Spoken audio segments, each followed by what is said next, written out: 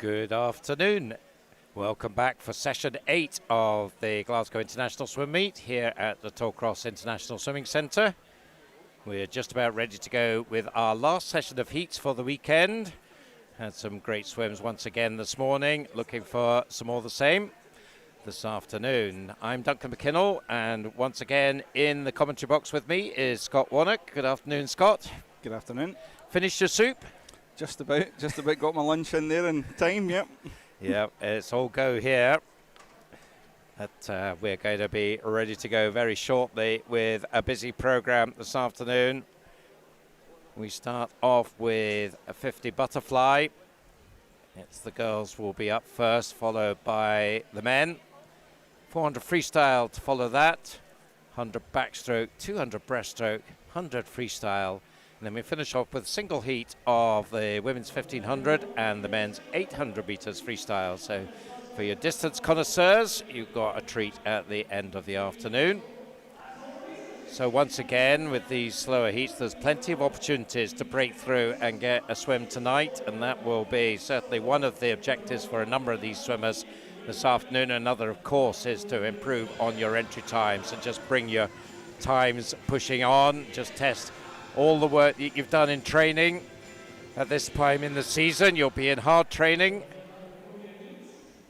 but still looking for fast swimming at the competitions. So these, so I suppose this is an in-between meeting for these younger swimmers, isn't it? Really, we had snags, they would have tapered for that, then go back into heavy training. Of course, they've got the complication, a lot of them, of exams as well to manage alongside their swimming at this time.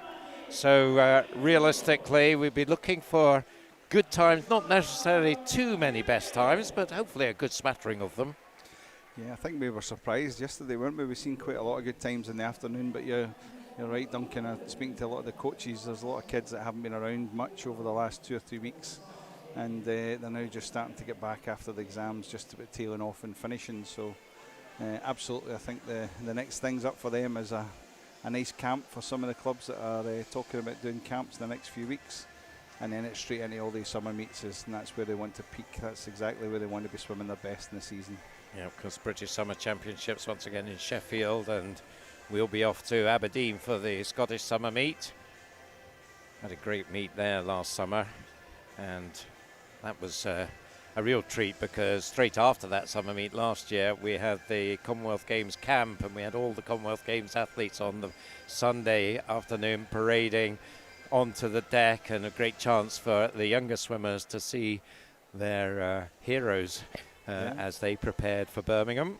We won't have that this year, unfortunately. Can't get Commonwealth Games every year, but it'll still be a good meet.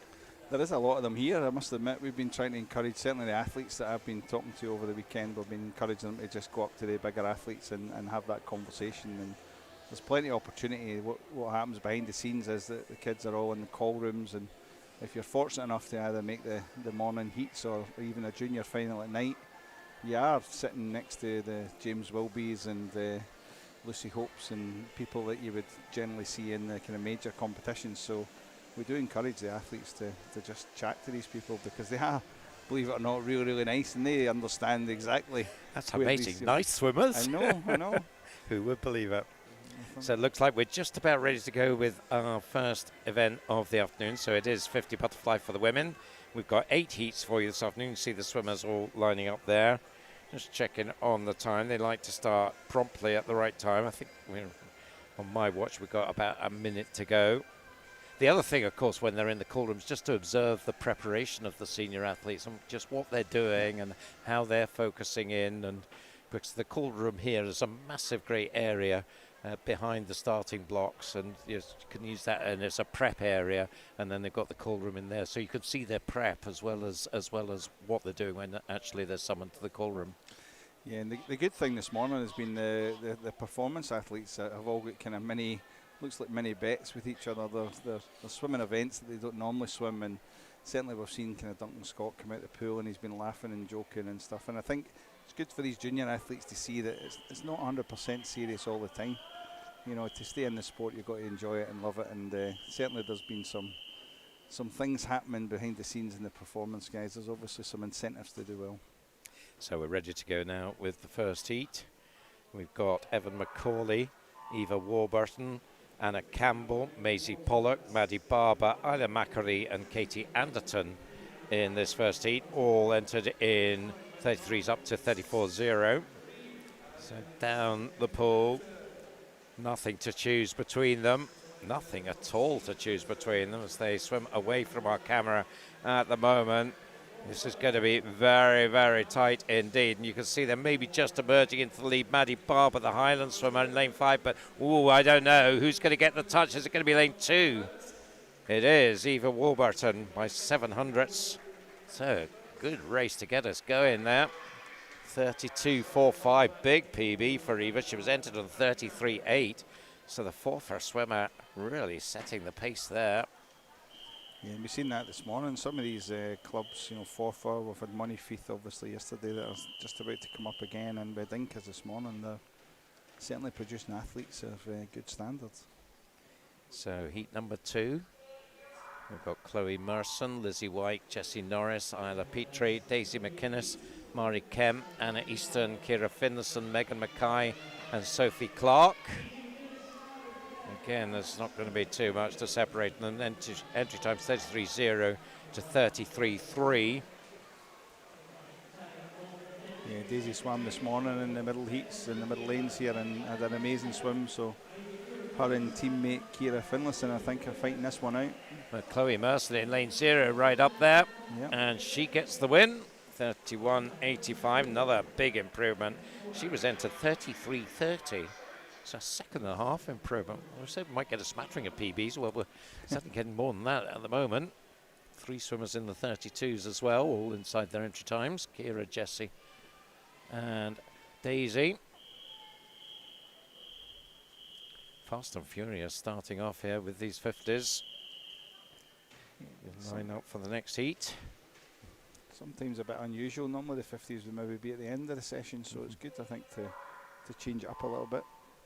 So Macy Carty, Emma Barrowman, Natalie Sato, Sophie Allison, Caitlin Reid, Isla Reid, Molly Irvin-Watson, Lauren Brolly, Millie Barton and Zuzia Smith. Times here 32.7 to 33.0. So again, just a 3/10 spread. Warren, the swimmer in lane 4 is Caitlin Reid. She's going nicely. But again, there's plenty of others with her. Her teammate Natalie Sato is one of them. Lane 0 again, Macy Carty. Well, we had a West Lothian win from lane 0 in the last heat. We've doubled that. 32.37 for Macy. Not quite as fast as her teammate, but also a good PB.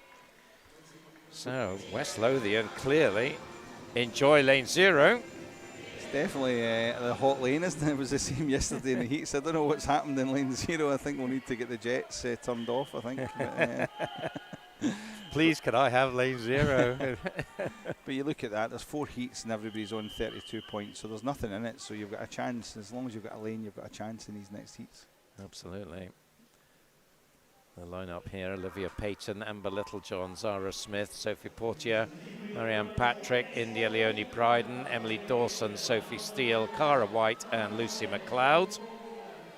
As you said, 32.5 to 32.7, just 2/10 separating this group. Good start from Amber.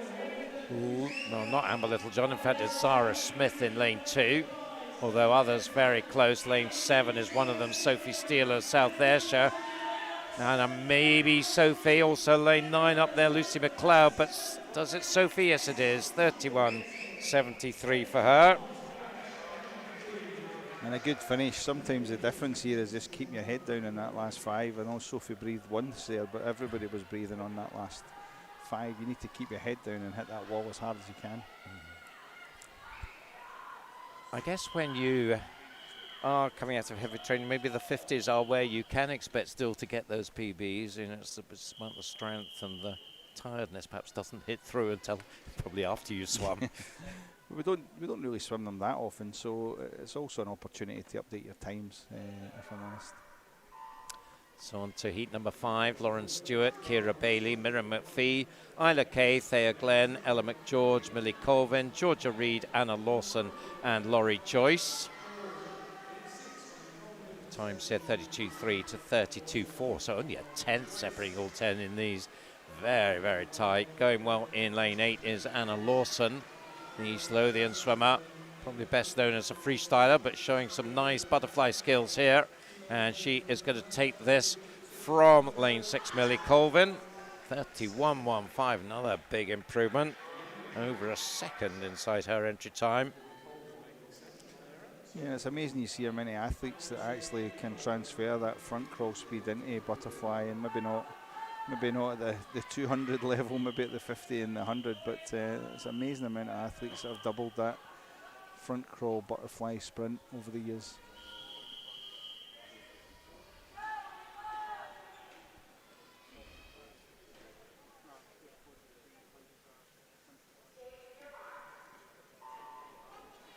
So we're getting close now to the times needed to get a second swim as we go to heat 6. Phoebe Murdoch, Ava Kirkham, Anna Perry, Ella Wood, Ellie Kennedy, Alana Wilson, Erica Watt, Alex Coy, Cara Gumbrell and Victoria Grabowska. Looking good in lane 4 is Ellie Kennedy. Lane 1 as well is up there, Ava Kirkham of first. But looks like these two, but Ella has the advantage in lane 4, looking very smooth there, going in 31.13. Similar time, just 200ths faster than Anna Lawson in the previous heat. Another big PB though, a second inside her entry time. Yep, she's a good athlete, really good trainer, good in listening, and certainly takes on board everything we say. It's good to see that improvement. Second in her 50s quite a lot, so she'll be really pleased with that. So line up for heat 7, Rachel Donald, Emily McCusker, Abigail Crawford, Alana McDonald, Ava Marco, Emily Dickens, Ailey McNair, Amy McLeod, Emily McGee and Jessica Smith. So these swimmers 31.8, 32.0. I reckon 31.08 for the juniors is the time to try and get a second swim. You have to get under the 30 if you're a senior, 29.8 or thereabouts. So just edging it, I think, in lane 4, Ava Marco of East Lothian, but this is really close. Beside her is Emily Dickens, others not far away. Well, I think Ava also pushing on now in lane 2, Abigail Crawford. Is she going to nick it? Oh, it's so close. Yes, she does by 500ths. 31.50. So again, inside her entry time by 4/10. Ava Marco just touched out there, 31.55 for her, but she's a quarter of a second inside her entry time. Abigail Crawford taking third. Great finish there. Yeah, head down, that's what we encourage, and Amy normally does a lot of breaststroke as well, so good to see her on butterfly, and it just shows you if you've got a good finish, you've got a chance. Yep. So heat 8, the final heat, Anna Harkness, Ava Gallagher, Sarah Stewart, Abby Barnstaple, Bronwyn Payne, Kira Gregg, Jessica Kirkwood, Ola Miles, Madison Stewart and Kira Bain. So very close once again. Can anyone break into the junior final?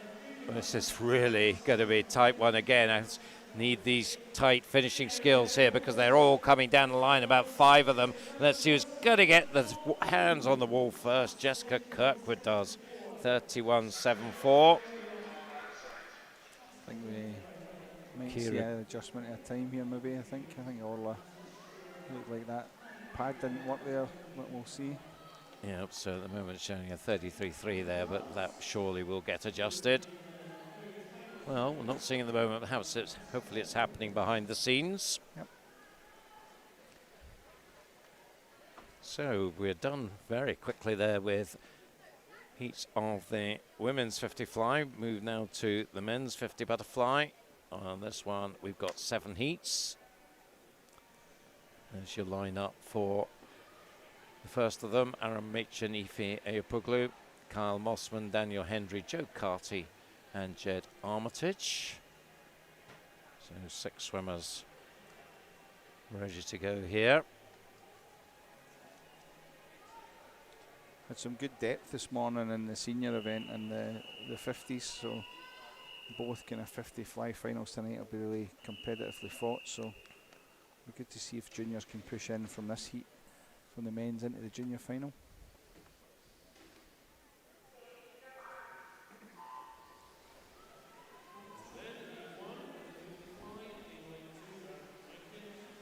So in this first heat, they're away. Entry times 30.5, 30.8. Down the pool they go, pushing on in lane 7 is Jed Armitage of Highland, and in lane 3, Ife Ayapuglu of South Ayrshire. So pretty much the breadth of the country involved here, but I think it's going to be Ife. Or is it? Yes, it is. 29.80. He'll be happy to get under the 50, under the 30, I should say. That's all a nice milestone ticked off there. And no breathing there, I think, for about 10 metres in. Certainly beyond the 5 metre mark, he kept his head down, so that was the difference in the end.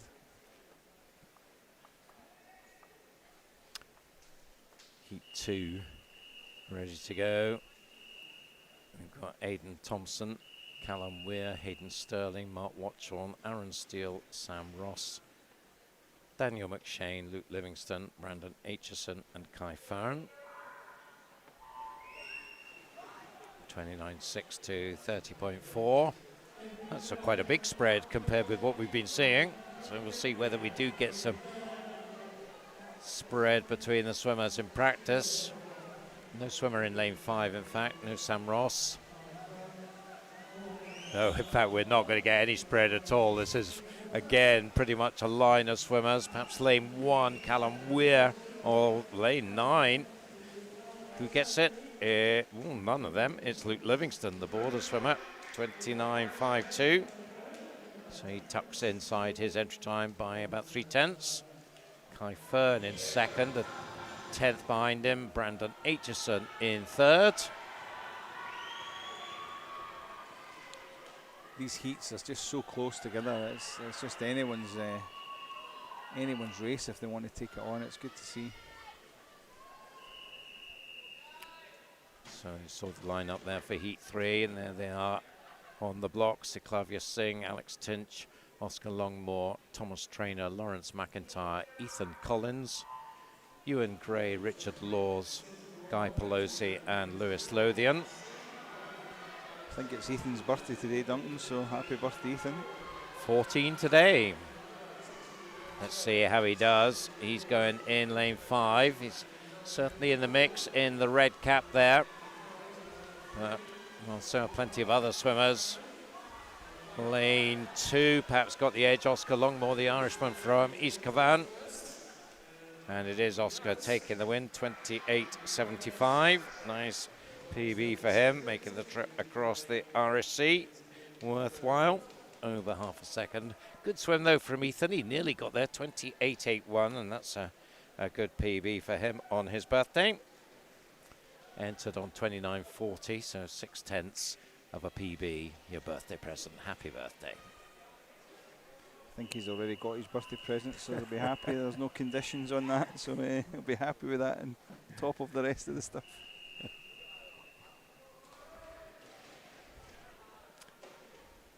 Heat 4, Royas Kringellis, Declan Kay, Fraser Donaldson, Taylor Hutton, Matthew Martin, Kyle Wong, Harris Japp, Fraser Cowie, Blair McKean and Connor Brearley.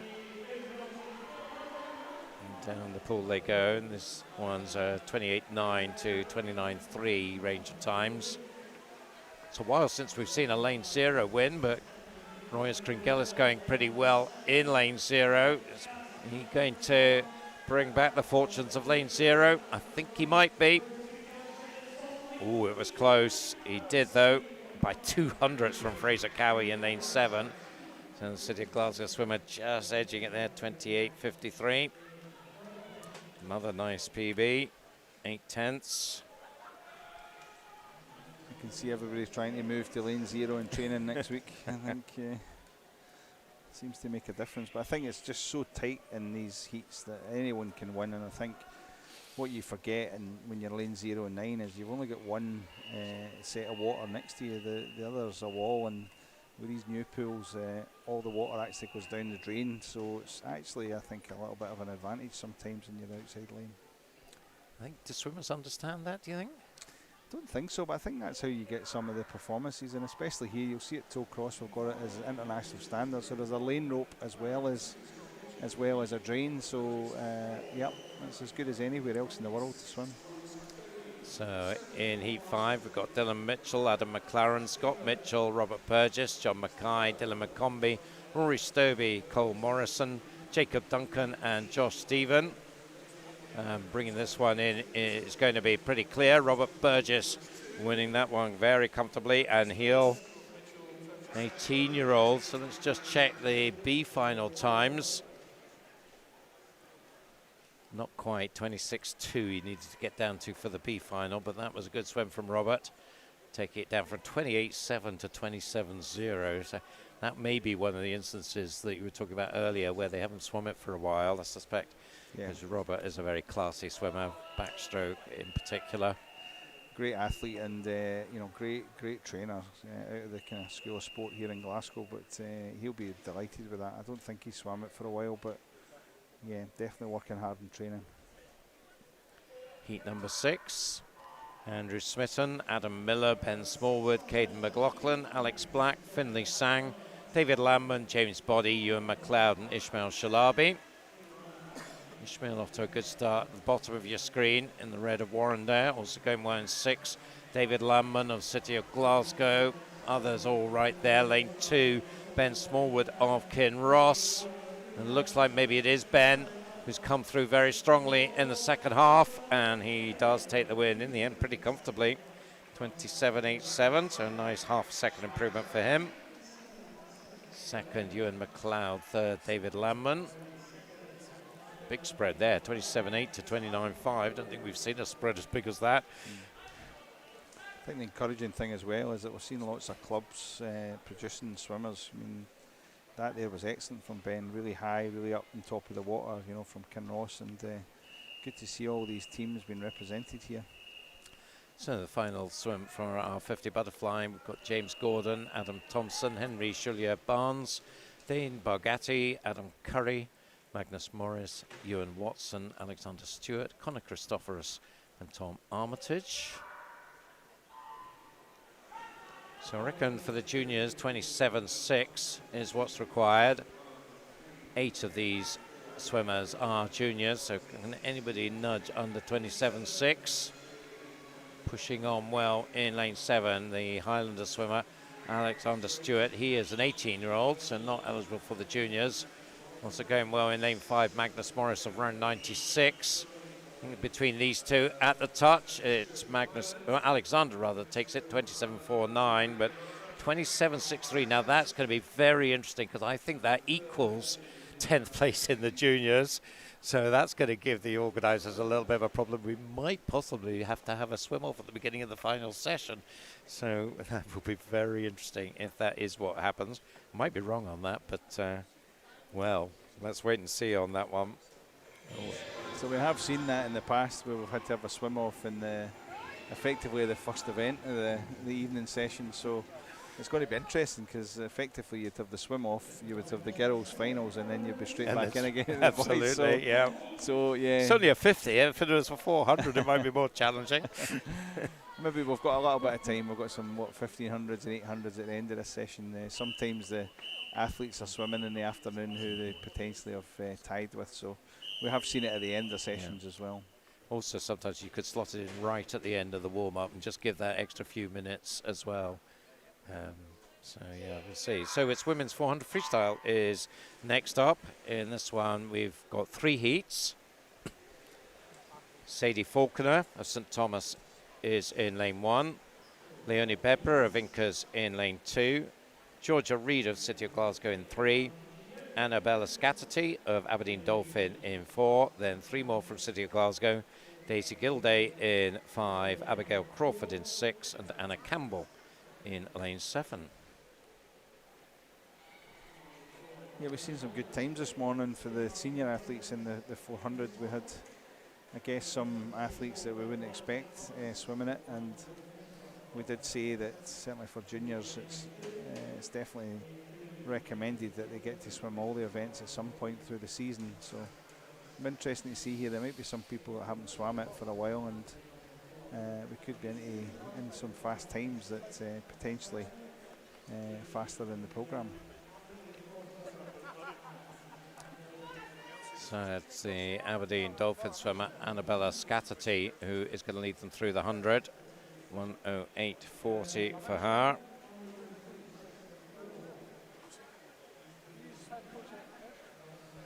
Anna Campbell second, but pretty close second and third there. Georgia Reed right there, along with, oh sorry, Daisy Gilday rather in a third. So the two City Glasgow swimmers, a body length or so back on Annabella, 14-year-old. Aberdeen Dolphin Club of the Year last year, Scottish Swimming Awards. Really been successful in the last few years, particularly I suppose coming out of COVID. They've really come out bouncing. Yeah, it's good to see, and I think they offer something different up there, which is nice. So they definitely have a distinctive identity up there, and I've seen to, well, not just attract, we talked about it yesterday, you need to attract swimmers, but you need to keep swimmers too. They seem to have some happy athletes up there, which is nice to see, and it's always good when programs come to the fore like that, and you can start to see kids in all ranges. I think initially it was the shorter events, but we're seeing these athletes now in the kind of 400s and 800s, which is good. 2:24.87. Yep. So Laura Bowie, the head coach at Aberdeen Dolphin, doing a fantastic job there, along with all the other people involved with the club. We also have to keep an eye here on Leonie Bebre in the green cap in lane 2. The Incas swimmer is not far off the pace here with the other three. Maybe just strengthening as the race progresses. Yeah, we had a bit of Incas conversation this morning with Paul. I think he's knows that area very well. So again, good to see that name. It's a name well known throughout Scottish swimming, certainly. And all the time I've been in there's some strong swimmers come out of Incas, and it's lovely to see them here today producing such good swims. Yep, coached by Barry McMillan now. Looks like moving through into the lead now is Anna Campbell in lane 7. So she is going to lead them through the 300. 3:43.10, up by half a second. 38.3 split for her, half a second faster. Leonie has moved up into second place, and then the two in the centre lanes battling for third, Annabella and Daisy. But Anna Campbell has really tackled this well, strengthening as the race progresses. Or maybe it's your, I think your point you made yesterday is was the one who slows down the least in many cases, rather than getting faster. I mean, that's it. We're lucky in here in the scoreboard to see in the venue that we can see the splits in which are faster than previous, etc. We definitely encourage them to build through that 400. And Leonie Bebre is not done yet. She is going to make a push, I think, down this last length. But Anna Campbell, I think, still has the advantage on her. Coming up those markers, 15 to go. And I think it is going to be Anna. She has just found another gear now in this last 20 meters or so. And she's going to bring this in, but a good push from Leonie. But it's Anna Campbell who takes the win, 4:56.97. Another good milestone there, getting under the 5 minutes in the 400 freestyle. And both Anna and Leonie doing that. Both of them entered over 5 minutes. Anna on 5:04. In fact, both of them on 5:04s. So down to 4:56 and 4:57 respectively, with third place Daisy Gilday, 5:01.02. Also inside her entry time, as was Annabella Scatterty. Yeah, the benefit of having the seeding the way we do in the afternoon heats is to have races like that, and I think the two girls pushed each other on there under the 5 minutes. I think maybe without that they might have just been outside, but you see the benefit there and the advantage of coming to these things, even if it's an afternoon session that you've got to swim in. Definitely good to come and get that competition. Yeah, and you're up against swimmers who are very close to you in terms of their capabilities, so yeah, you know you're going to get a good workout. Yep. So heat 2, we have Ava Ross, City of Glasgow in 0, Ella Cunningham, also from City of Glasgow in 1, Ellen McPhee of Holdhouse in 2, Sophie Allison of Western Bartonshire in 3, Scarlett Robinson of Copeland in 4, Olivia Caldwell of City of Glasgow in 5, Amel McLeod of Perth City in 6, Joanna Calder of Mulgai and Bearsden in 7, Caitlin Morton, City of Glasgow in 8, and Lisa McNair of First in lane 9.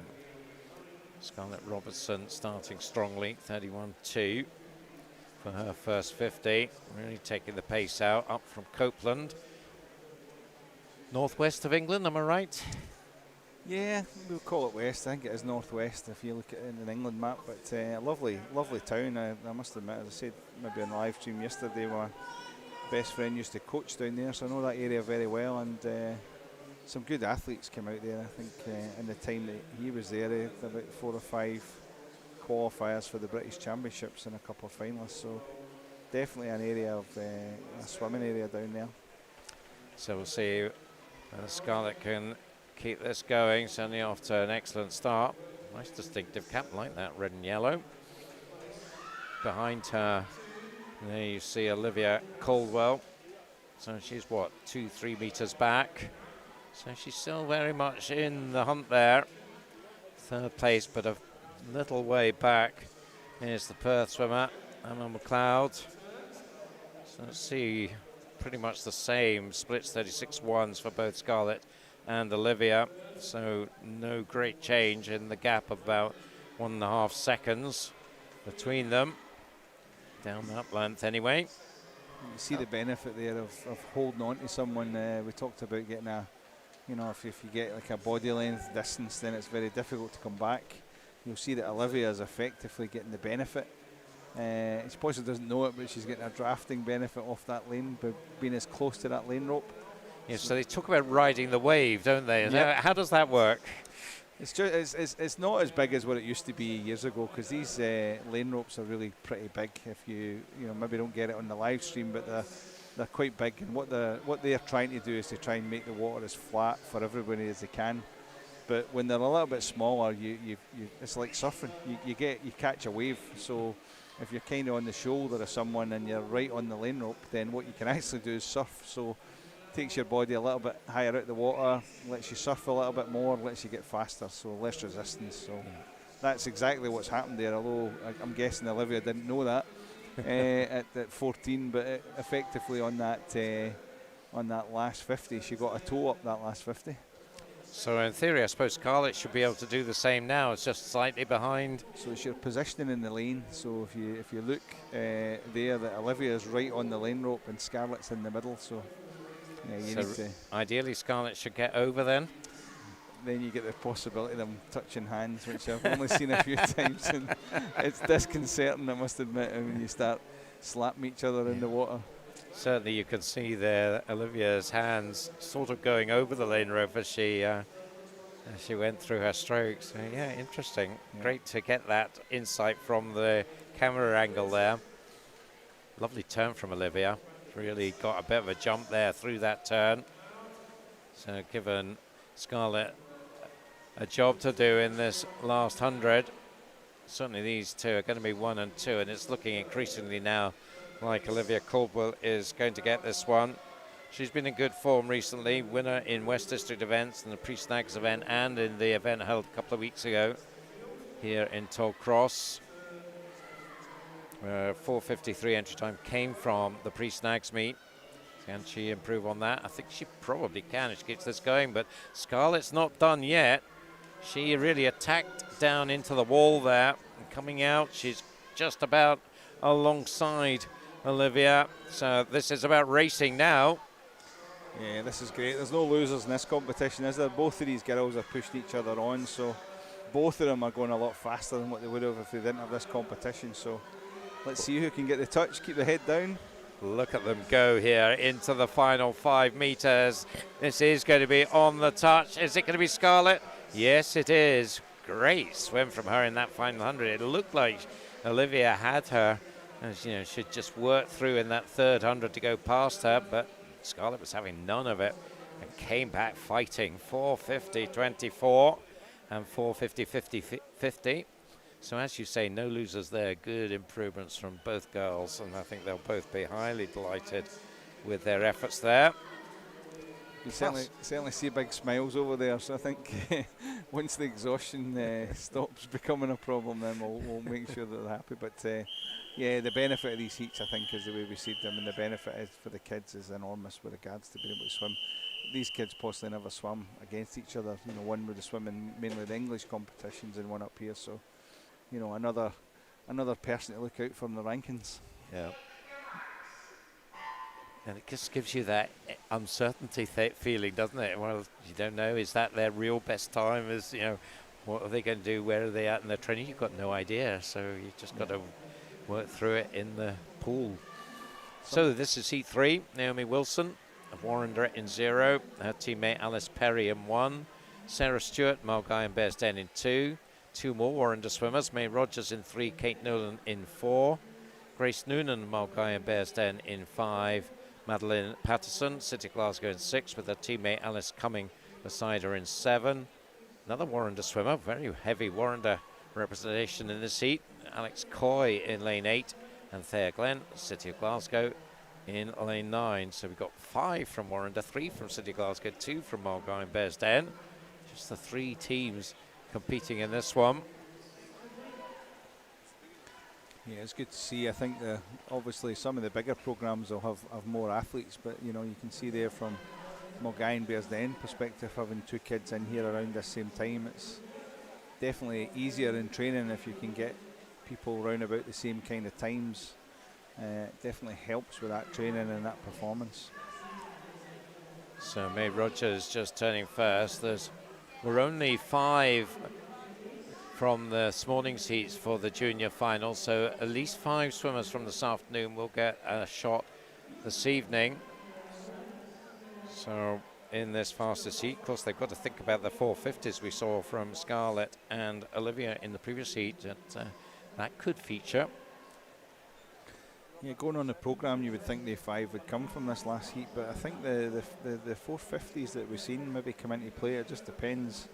You know, the 2 girls in the previous heat really helped each other, so if these guys can do the same, then I'm sure they can get under that 450, but that's the benefit of having somebody like the race we've just seen. So we had 2 swimmers who are unfamiliar with each other in the last heat, but I think we've got 2 who will be very familiar. Kate Nolan and May Rogers in lanes 4 and 3, but up with them is Alice Cumming, a 15-year-old from City of Glasgow, so that's the trio. Led through halfway by Kate Nolan, 2:19.04, and that is about a second and a half faster than the previous heat. I can tell you that it's 450s. That was faster than 2 of the junior swims this morning, so at the moment they would be placed 4th and 5th for the junior final, so they've got every chance, you would think, and certainly so of the leading group here to be swimming again tonight. And these girls will see each other. The good thing is they're not too far apart. It's not like we've got somebody in 0 and somebody in 9, so the 3 of them certainly should be looking and making sure that they're keeping in touch with each other so that they can get this time pushed on. Kate Nolan just adding to her lead by a couple of tenths there. Entry time for her 4:46, so inside that 450 we were talking about. 4th in national age groups, that's where she did her entry time. And she's looking pretty solid here. Lane 7, Alice Cumming splitting the 2 Warrender girls as we come up to 300. Alex Coy not too far away as we focus in on Kate going through her turn there. 3:32.30, now quite a bit faster than the previous heat, over 3.5 seconds. We're seeing an interesting thing as well, because on the way down, Kate's actually faster in her 50s than she is on the way back up. And as a coach, we often see that just because, well, we don't know because we see it a lot, but we try and encourage the kids to split roughly the same kind of times. But it's amazing how many times that you can see them in the first 50 and the way down they're faster than what they are in the back 50, and yeah. And it becomes obvious because in the venue here, if they've gone faster than the previous, it shows green, that intermediate split, and it shows red if you're slower. And this time it was lane 0 and 1 are in the red and everybody else is in the green on that penultimate length. You'd expect them all to be faster down this final length where they really push and give whatever they've got left. And certainly this is going to be, I think, Kate Nolan, although there's a strong finish from Alice, but she'll not quite get there. But a good effort, 4:44.39 and 4:44.90. So good swims from both of them. May Rogers 4:46.71. So I think we're going to say certainly those three. Naomi Wilson, I'm pretty sure will also get there. In fact, a whole host of them I think are going to get there. Alice Perry as well is a 15-year-old. So those five. Alex Coy, the 17-year-old, so we'll not see her again, but there's some cracking swims there. I think they were as keenly contested as we've had the last two 400 heats, and as I say, the benefit of coming to something like this is you're swimming against people you don't normally swim against, but you know, both of the winners and first kind of three in the last two heats have done faster times simply because of the competition. So it's definitely worthwhile putting yourself up there against the best and seeing how you can perform on the day. Yep, so we stick with 400 freestyle and we move to the men now. Two heats here. Got 7 swimmers scheduled to go here, so it's counting there. It looks like we've got 7. So the lineup is Ewan Watson of Renfrew Baths in 1, Callum Aitchison of Bucky in 2, Nikolai Cisnet, City of Glasgow in 3, Hayden Mackenzie of Kinross in 4, Daniel Hendry in 5 from City of Glasgow, Fraser Gemmell of First in 6, and Aaron Machin in lane 7 from City of Glasgow.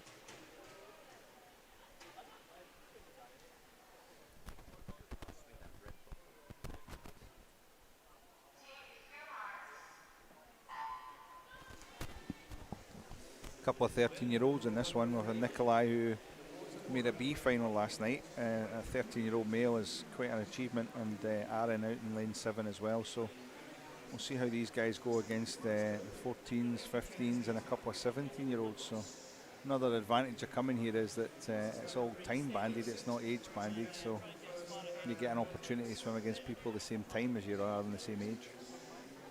So a really strong start from Hayden Mackenzie. 28.49 down the first 50. So we'll see whether he's got this judged right.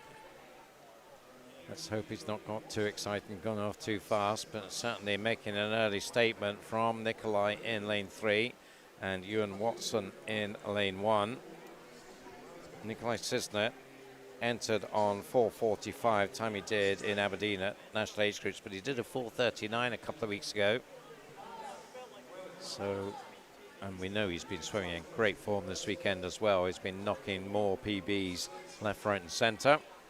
But Hayden is the one with the early lead, the Kinross 17-year-old. Yeah, we've had a few good swims from Kinross already, so let's hope Aidan can keep this going. But Nikolai just seems to be improving on a weekly basis just now. So sometimes in athletes you get that where it seems like every time you get wet you get a PB, but can assure everyone as you get a bit older it becomes a lot harder. Yep, so 1:37, pacing 35.0 there, 35.2 for Nikolai, Daniel 35.5. So up there in lane 7 is the other 13-year-old Aaron Machin. And in lane 1, Ewan Watson, who was second earlier on. So we're seeing that kind of drafting again. See Nikolai just coming up onto the feet there of Hayden, so it'll be interesting to see if he gets any benefit from that. So how close do you have to be to get that benefit of drafting? I always thought you had to be within a body length. Can you be further back than that? Yeah, you just need to be beyond the feet, really, right. if I'm honest with you. So I think the science tells you you've got to be on the hip, but I think we've seen some benefits below that. And I think when I don't know, for some of the older people, when Michael Phelps and Ryan Lochte were swimming, they knew exactly the benefits of that, and we used to see them move from left to right in the lane just whenever they were either in front or behind. So, you know, equally getting the benefit. If you position yourself right, you can stop the other person getting the benefit as well. So it's quite interesting. It's an art that doesn't really get talked about or thought about much, just because these lane ropes are pretty big, but it can have an effect sometimes in races. But I think mentally it makes a effect. You can see there Nikolai getting some encouragement, really, that he's kind of getting onto the hip now of Hayden. Yeah, the one I remember them talking about it strongly was in the 4x200 in Tokyo, where Duncan Scott on the final leg really rode that wave, and in the end came through and got past the Americans to win the gold. Yeah, it was an amazing swim, wasn't it? And I think the fact it was Americans was even sweeter, because I think they're the kings of all of that, if I'm honest with you. Think back to the 4x1, the Jason Lezak, which I think is the best race, the greatest race in history. If you haven't seen that, get onto YouTube. But you know, Jason Lezak did exactly the same, and I think one of the big improvements in GB swimming certainly is the intelligence and knowledge around swimming in itself, and just the tactics, and at the performance level, sometimes that's the difference. So this is getting interesting now, because Nikolai have been gradually coming back and just edging into the front as they went through that turn, but Hayden has responded well, and he's clearly left something in the tank. So I was worried that he was going out too fast, but well, he's planned this well. He went out fast, he was steady in the middle, and he's left something for the back end here. So at one stage it looked like Nikolai might go past him, but it is going to be the Kinross swimmer who brings it in. Another Kinross win, 4:36.83, and that is 2.5 seconds inside his entry time. Nikolai, 4:37.65. So another improvement, some 2 seconds faster than he was just 2 or 3 weeks ago. Daniel Hendry taking third, 4:41.83 for him, also inside his entry time. And I'm not going to say it was easy to do the PBs in the 50s, but it's tougher in the 400s, isn't it? I think when you're in heavy training to then rattle off a PB in heavy training in a 400. It definitely is, but it's about pacing for me. I mean, I think obviously if you ask Hayden, he'll say he planned that.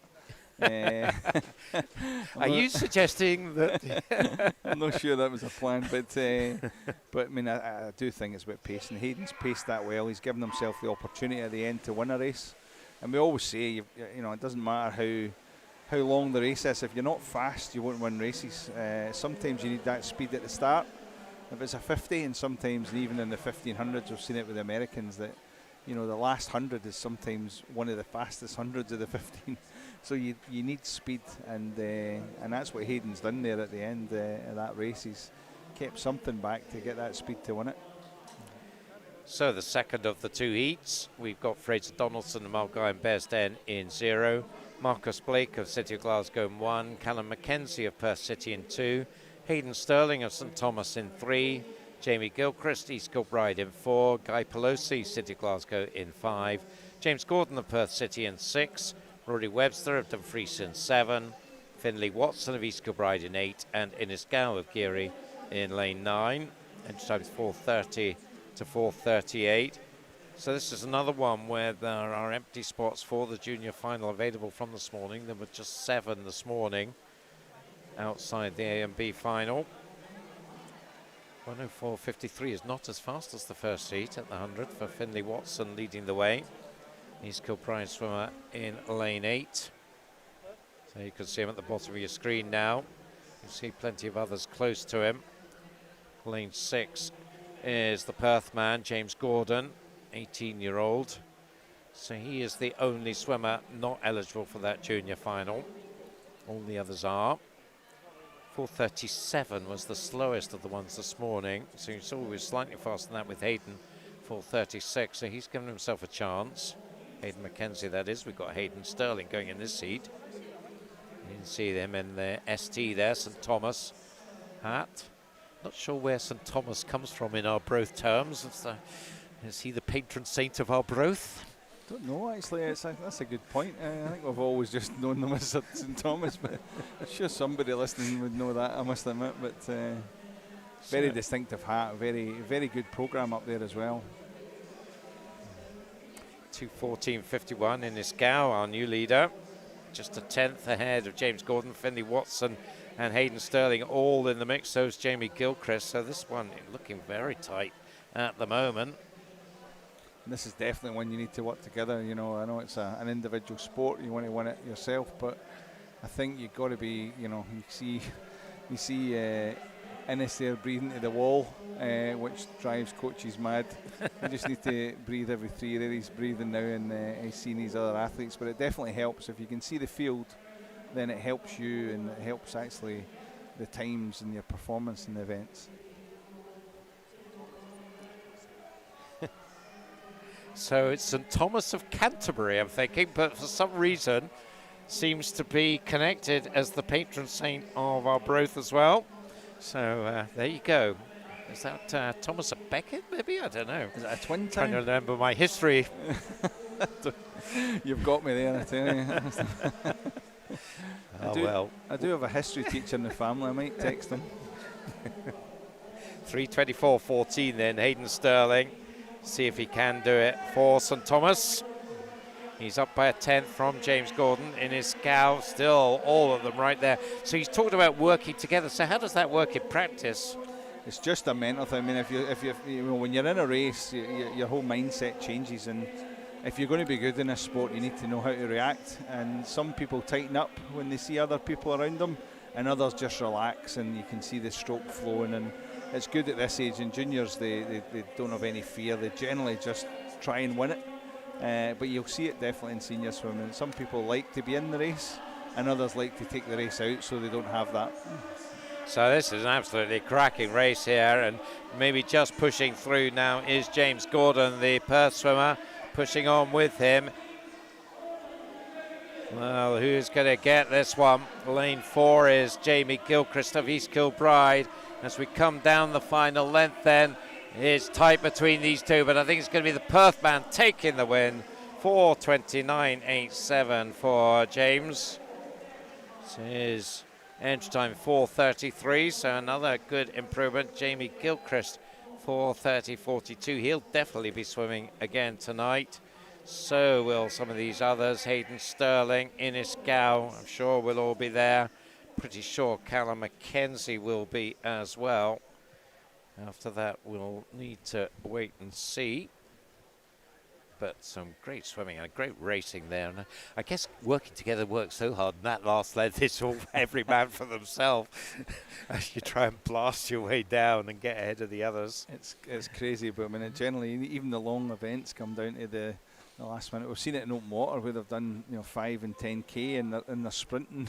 They're sprinting at the end of it, and you think that's madness. But yeah, speed's important. I mean, people underestimate it. I think sometimes when you think about speed in swimming, you just think about that 50 metres or that kind of burst of speed that you'll have off the block. But you need to have a change of pace. You need to be able to just go from one pace to the next, and changing that stroke rate, changing that length, making sure that you've actually got the skills, head down at the end. All of that stuff is when you win races, and certainly the coaches and athletes that will be here at this kind of session. That's one of the main kind of points that we try and emphasise, is to get them ready for whenever they get into the big competitions. Then that's automatic. They know exactly what to do.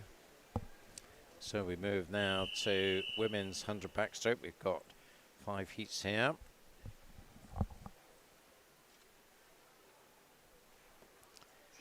Line up for the first heat. Kira Gregg, Faldhouse in 0, Emma Barrowman of Stranraer in 1, Kira Finlayson, City of Glasgow in 2, Anna Harkness of Best in 3, Kira Bain of Highland in 4, Jessie Norris of Best in 5, Lisa McNair of First in 6, Kalila Smith of Aberdeen Dolphin in 7, and Anjali Pavri of City of Glasgow in lane 8. Good start from the Aberdeen Dolphin swimmer, Kalila Smith, 13-year-old, youngest in the field. And she will turn in the lead from lane 5, Jessie Norris, 36.06 for Kalila. Oh, just 100th in it. Looked like she had a bit more of a lead than that. She was impressive yesterday, wasn't she? It's certainly a name that's popped up over the weekend and would have got a lot of benefit from coming down here and swimming so well. So coming down the second lane, it is getting closer, I think. Other swimmers coming into the mix. Anna Hartness, Kira Bain, certainly two of them. Also Kira Finderson in lane 2. Look at this, there's what, 7 swimmers all coming in just about together. Can Kalila hold on? I think it might be Kira Finderson in lane 2, it is. 1:15.10 for her. Second was Anna Hartness and Kalila Smith, who led for a lot of that, finishing in third in the end. A good experience for her and for all the others as well, of course. Yeah, I think it's one of the finals that as a junior you'd want to get into, because I think there's a cracking race this evening on that final, and not least one of our big hopes for the Olympics coming back after some injuries in that race. So it would be good to go and witness that in the call room and see all the preparation that happens for that final tonight. Yeah, and the flying Welshwoman, Medi Harris as well, who's looked really good this weekend. They've been good, haven't they, the two of them? Yeah, so they'll be going head to head tonight. Both of them supreme professionals. Kathleen having been plagued with injuries since Tokyo, but fighting her way back to top form. So heat 2, just a wee problem with the ledge there. Just delaying us slightly, but the lineup here, Rachel McGavin of Hamilton in 0, Chloe Merson of West Lothian in 1, then 2 from City of Glasgow, Eva Gordon, just 12 years old, and in lane 3, Isla Dobson. 4 is Emily McDougall of Highland, 5, Ashley Drake of Warrender. Ellen McPhee goes for Fauldhouse in 6, Chloe Semple of Rutherglen in 7, Macy Carty of Fauldhouse in 8, and Maddie Barber of Highland in lane 9. Nice to see 2 from the Highland swim team. They're starting to really sort of improve and be much more noticed, particularly in age group competitions now. Yeah, they've always had good swimmers, and a lot of the athletes have came down and swam for Edinburgh Uni and co when they've actually got a bit older. They think of that area. I remember one of the coaches that was up there. You don't understand the expansive area in Highland and how difficult it is to get training and pool time, etc. So it's good to see them coming here and getting good results. Yeah, managing a team that stretches from then to Thurso is quite a challenge.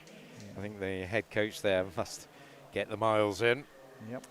35.23 and 35.24, Emily and Isla at the 50. All very, very close here. But maybe just Isla Dobson in lane 3. A call out as well to lane 2. We've got a 12-year-old and Eva Gordon swimming, so what an opportunity for that young lady. It looks like it will be her teammate, older teammate, Isla, will take the win. 1:12.46 for her, inside her entry time by about 3/4 of a second. I think the coaches will be happy with this. I think looking on it, as you say, it's a kind of in-between time for a competition, but more than most we've seen, certainly the kids at the front of the heats with PBs, and that's always a good thing. And I guess they'll be looking at skills a lot, in particularly this afternoon. You know, if you've worked on a particular skill in training, now's your chance to execute it in a race environment. Have you done that well? You'll get feedback on that, I'm sure, from your coach after your swim. Well, that's the big thing now, if I'm honest with you. Most kids that are going up, we'll ask them what the one or the two things they're working on. So, you know, although we call times here on the live stream, actually in the venue, the athletes have been asked before they go up, what are you working on? And some of it's, you know, a start or a turn or a technical element in the pull phase or the kick phase. But you're right, Duncan, when we get them back, it's generally about the technical bits first, and the time comes at the end. Because at this age and at this stage, we need to get them technically excellent, or they'll never make it to where they want to be. So on to heat 3. Hannah Anderson, Hamilton in 0. Amber Littlejohn, University of Aberdeen in 1. Hyla Wetton of East Lothian in lane 2. Anna Easton of Dundee City Aquatics in 3. Anderson Cole of Hamilton in 4. Maya Reynard of Aberdeen Dolphin in 5. Ciara Hart of Scotia in 6. Abigail Morton of Swimit in 7. Madison Stewart, University of Aberdeen in 8. Rebecca Schulman, Stirling University in lane 9. At 34.80, Anna Easton leads the way. A bit faster than the previous heat at the turn. Complete mixture of age groups in this one, 14-year-olds and 20-year-olds, and Rebecca on lane 9. So you can see the benefit of using this as a time-banded event. You get to swim against people of the same time and not the same age, and always good to get that exposure.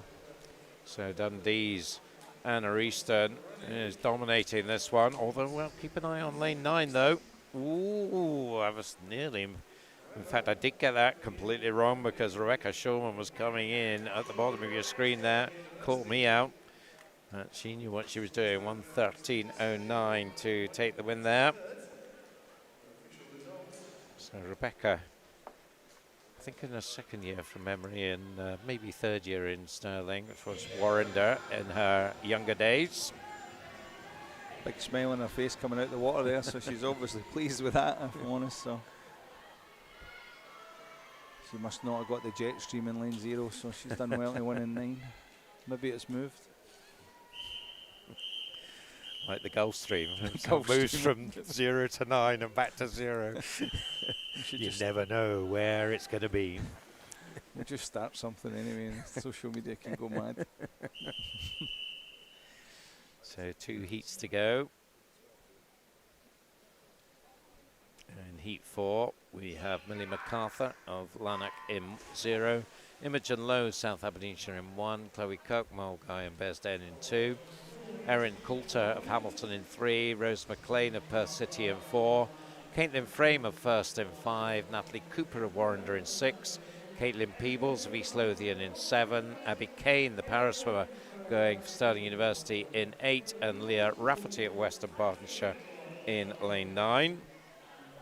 Good to see Abby. It's been a while since certainly I've seen her. I've not been in too many competitions recently, but you know, amazing as a young athlete. Got to the Paralympics, if you remember, way back, and I think was she 13 or 14 or something? She was, yeah. And continued that throughout. You know, she's been to North Ayrshire, I think, she's been to Rennes, and now up in Stirling University. Yeah, partially sighted swimmer. But going strongly in lane 7 is Caitlin Peebles with Natalie Cooper on her shoulder. And it's looking like Caitlin, very aggressive stroking here, working her socks off down into the final 5. She's still being pushed by Natalie though, but it's going to be Caitlin taking the win. Caitlin Peebles 1:11.06, so she improves by 0.8 on her time. I think just outside the time required for a second swim, but a very nice improvement from Caitlin. Natalie Cooper 1:11.45, she's also inside her entry time. Abby Kane 1:12.94, just 0.7 within her entry time, so I think she'll probably be fairly content with that. Yeah, that was a good swim, I think, by all girls there. Certainly well contested at the end. So one more heat to go. And there's the lineup. Victoria Grabowska, Western Bartonshire in 0. Iona Henderson of Rutherglen in 1. Caitlin Reid of Warrender in 2. Bronwyn Payne of Best in 3. Naomi Wilson of Warrender in 4. Lucy de Grosser of Best in 5. Charlotte Chadwick of Kinross in 6. Casey Dixon of Rutherglen in 7. Alexandra Miller of Fauldhouse in 8. And Madison Christophorus, Aberdeen Dolphin in lane 9. In fact, we have an empty lane in lane 2, so Caitlin Reid not there. Good start in Bronwyn Payne in lane 3, and also Madison Christophorus starting well at the bottom of your screen. Also Casey Dixon, the Rutherglen swimmer, in lane 7. Plenty of contenders early on here. Some young athletes as well, you know, 13-year-old there, Madison in the jet stream in 9. And Caitlin out there in 2 is 14, so, you know.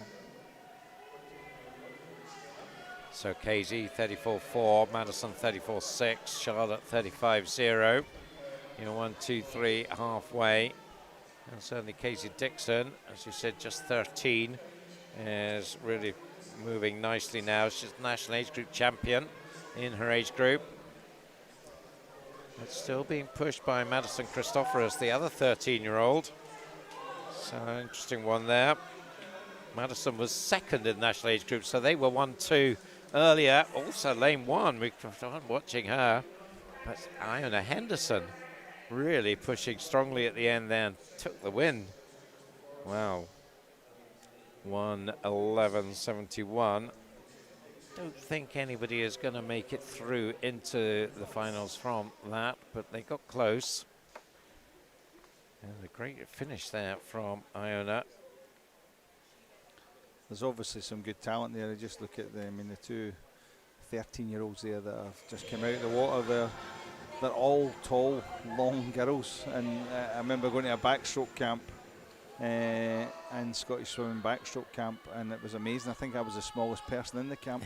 But it seemed that way. They were all really tall, so we're definitely getting some tall females through, certainly in backstroke. So is height a particular advantage in backstroke compared with other strokes? I don't know. I think it's kind of, it wasn't always the case. I think I did make reference to it at the time with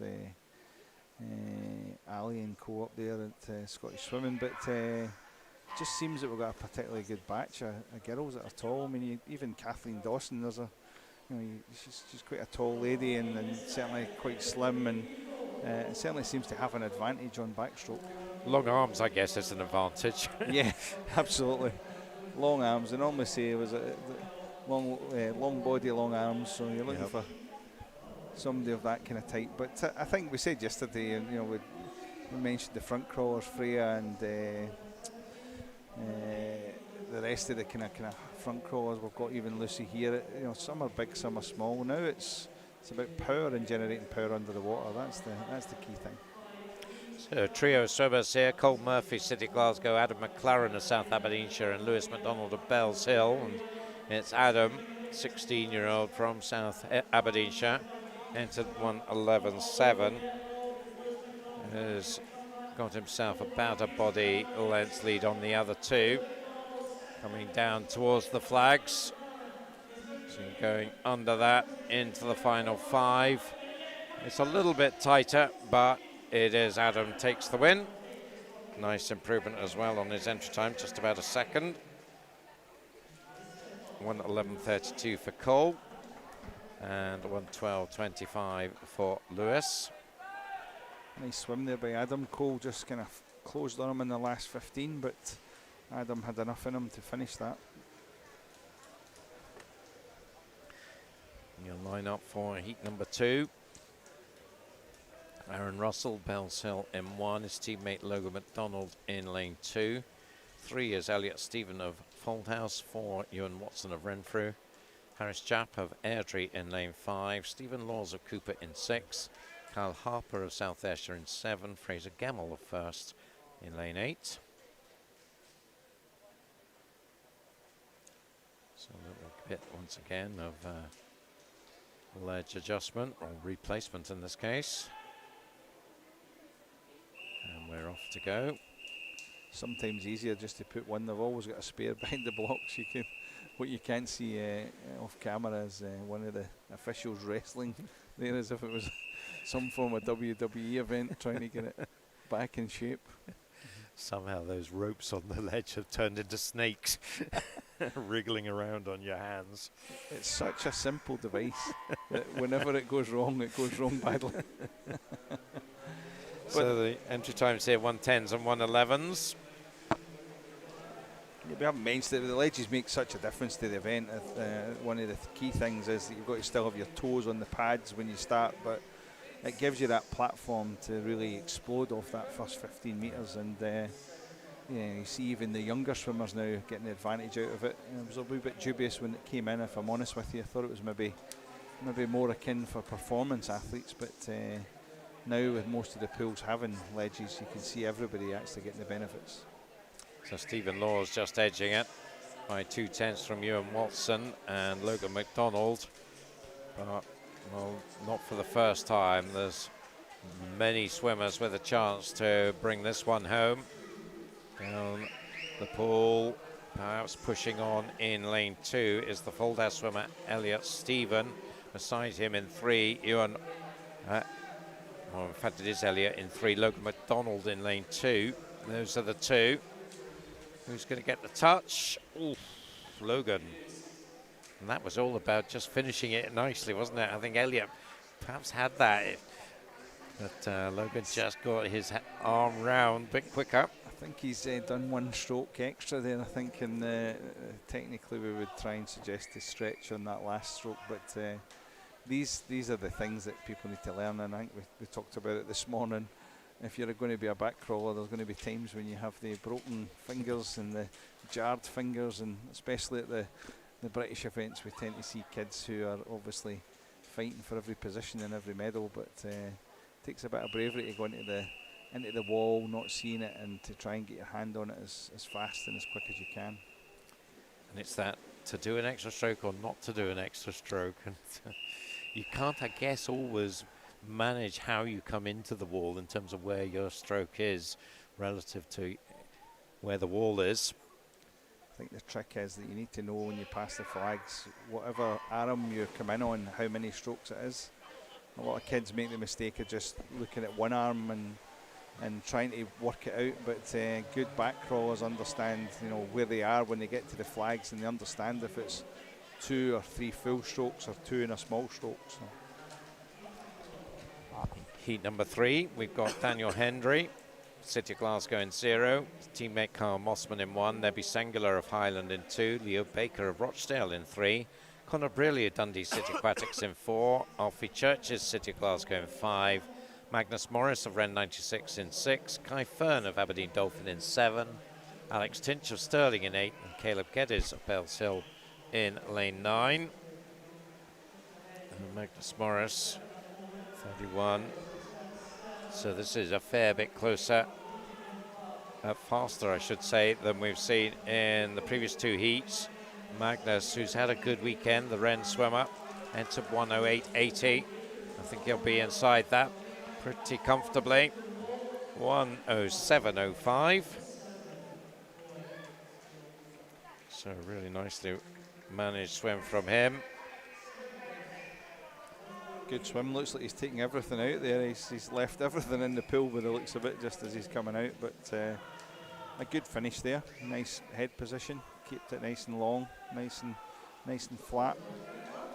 Back crawl's got that unusual anomaly that you can actually breathe whenever you want, so it's quite interesting when we coach them into how they should be breathing, that we should really kind of breathe twice a stroke, and sometimes we try and encourage them to breathe more. The more oxygen you get in your body, obviously the faster you can be, and the more power you can put into your strokes. So it's not unusual to see people swimming sometimes the second half of the back crawl leg faster than the first, and it's only because of the recovery.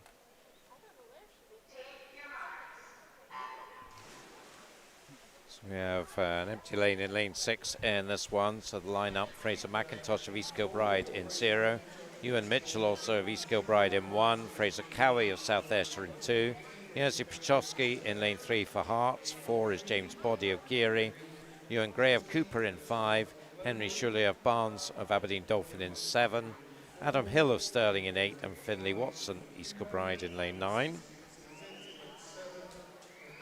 Good mixture in here, not much in between them, between first and last. There's just about 0.556 of a difference, so all down to on the day and the performance, and it looks like James in 4 is taking this one out. Yep, we'll see whether any of them can come back at him in the second half here. The Stirling swimmer Adam Hill going well in the white cap.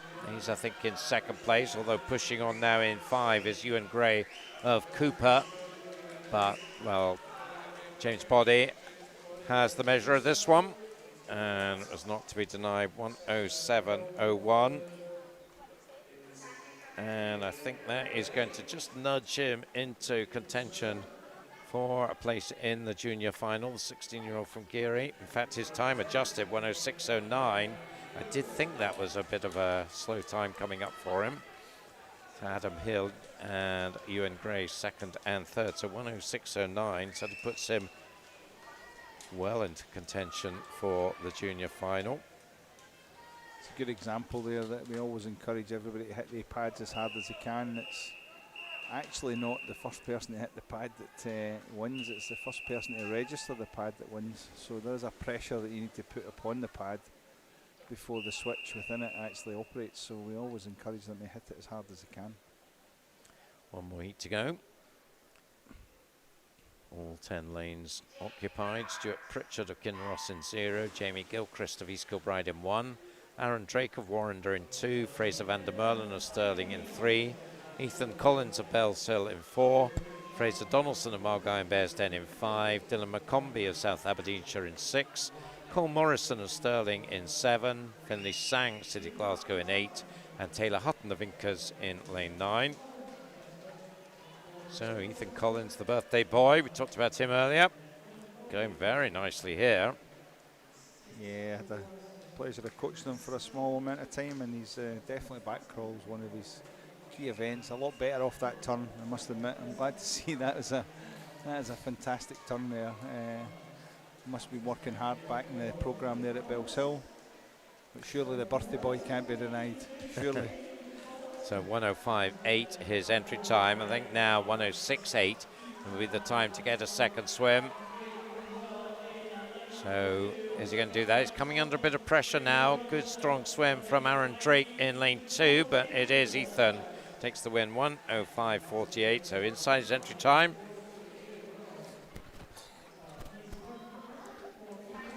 And certainly that complicates things for qualifying for the junior final. 3 swims under 106 there. Aaron Drake and Fraser Donaldson, along with Ethan Collins. They're all juniors.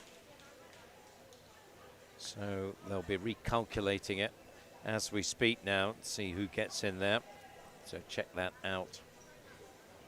Great swim there, I think by Ethan and the boys. I think technically looked very good, and when it tightened up at the end there, it's easy just to forget how difficult it is to finish races. Finished it really, really well at the end. So now it's women's 200 breaststroke. There are 5 heats in this one. In heat 1, we've got Abby Henderson of Cooper, Erin Faulkner of Bellshill, Iona Lynn of Scotia, Amelia Preggle of Bellshill, Sophie Mooney of City Glasgow in lane 6. Have you got any insight for me on Amelia's pronunciation of her surname? That's a Bellshill swimmer. That's how I used to pronounce it, so I think you're fine. Yeah. Let me know if not. Always like to hear from people if you're pronouncing their names wrong. It's better to be told than to continue in ignorance. No, and a really nice kid. Both these kids are really good, and good to see them. I think there's a good contingent of Bellshill swimmers in this afternoon, so nice to see that. It's the Scotia swimmer leading the way, 41.36, Iona Lynn. It's a programme I don't know much about, Scotia. It's based in Bishopbriggs, I do know that, but I don't. That's about it as far as what I know about them.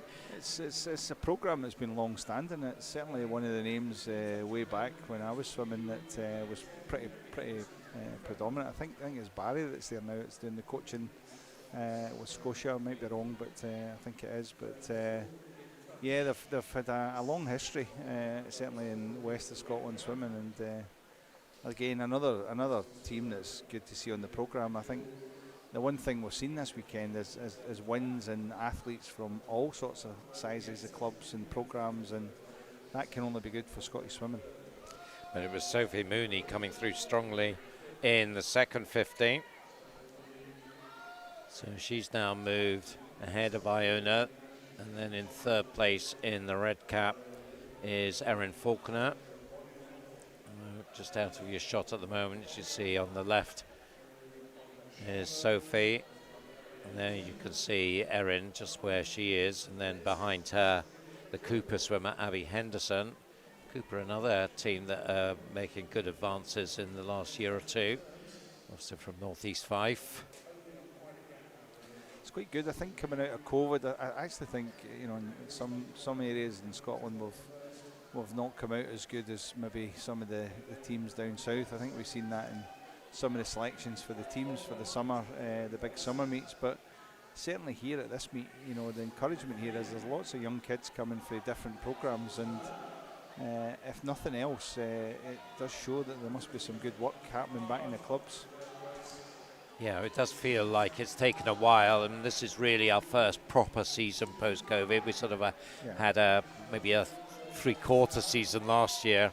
There was still some limitations in terms of how you use the pools and what the constraints that you had to obey, but not so much now, and the swimmers are seeing the benefit of that and jumping forward with their skills and their times. 3:04.03, and that's a good example of that. Sophie Mooney taking 8 seconds off her time there.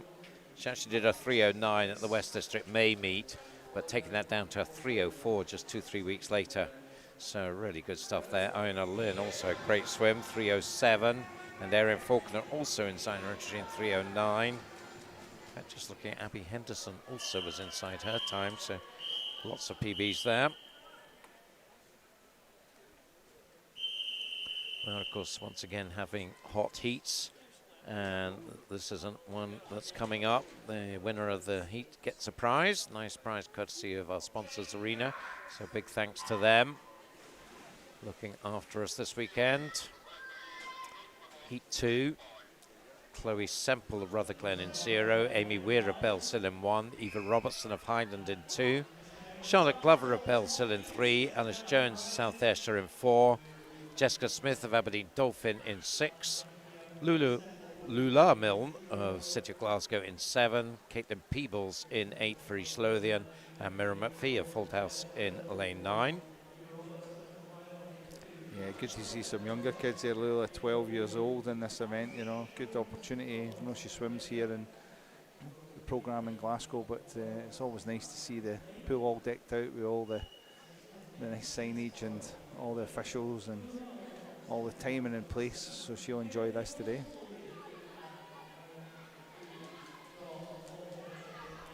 So, cracking start in lane number 2, Eva Robertson from Highland, 14-year-old. Good stroke too as well. She's really making use of that glide phase at the front end, and good to see. Hopefully she can keep this going. It's all about making sure you build through this 200, so it's a good start.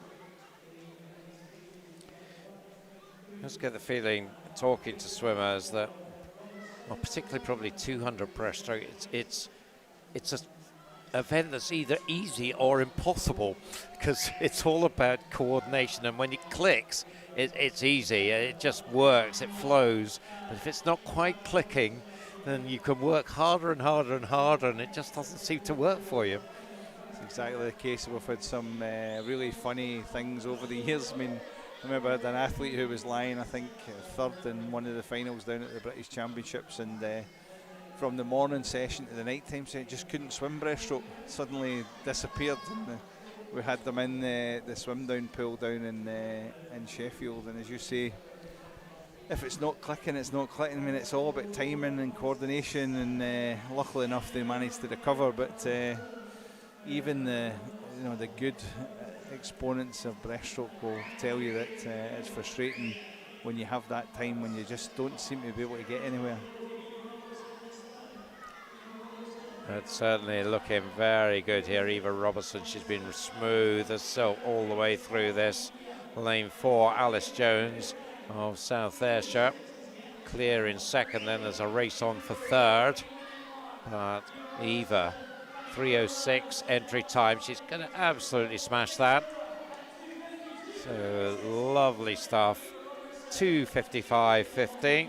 So knocks 11 seconds off her entry time. Brilliantly done, Eva. Alice Jones, 3:00.68 for her, so good PB for her, 6 seconds.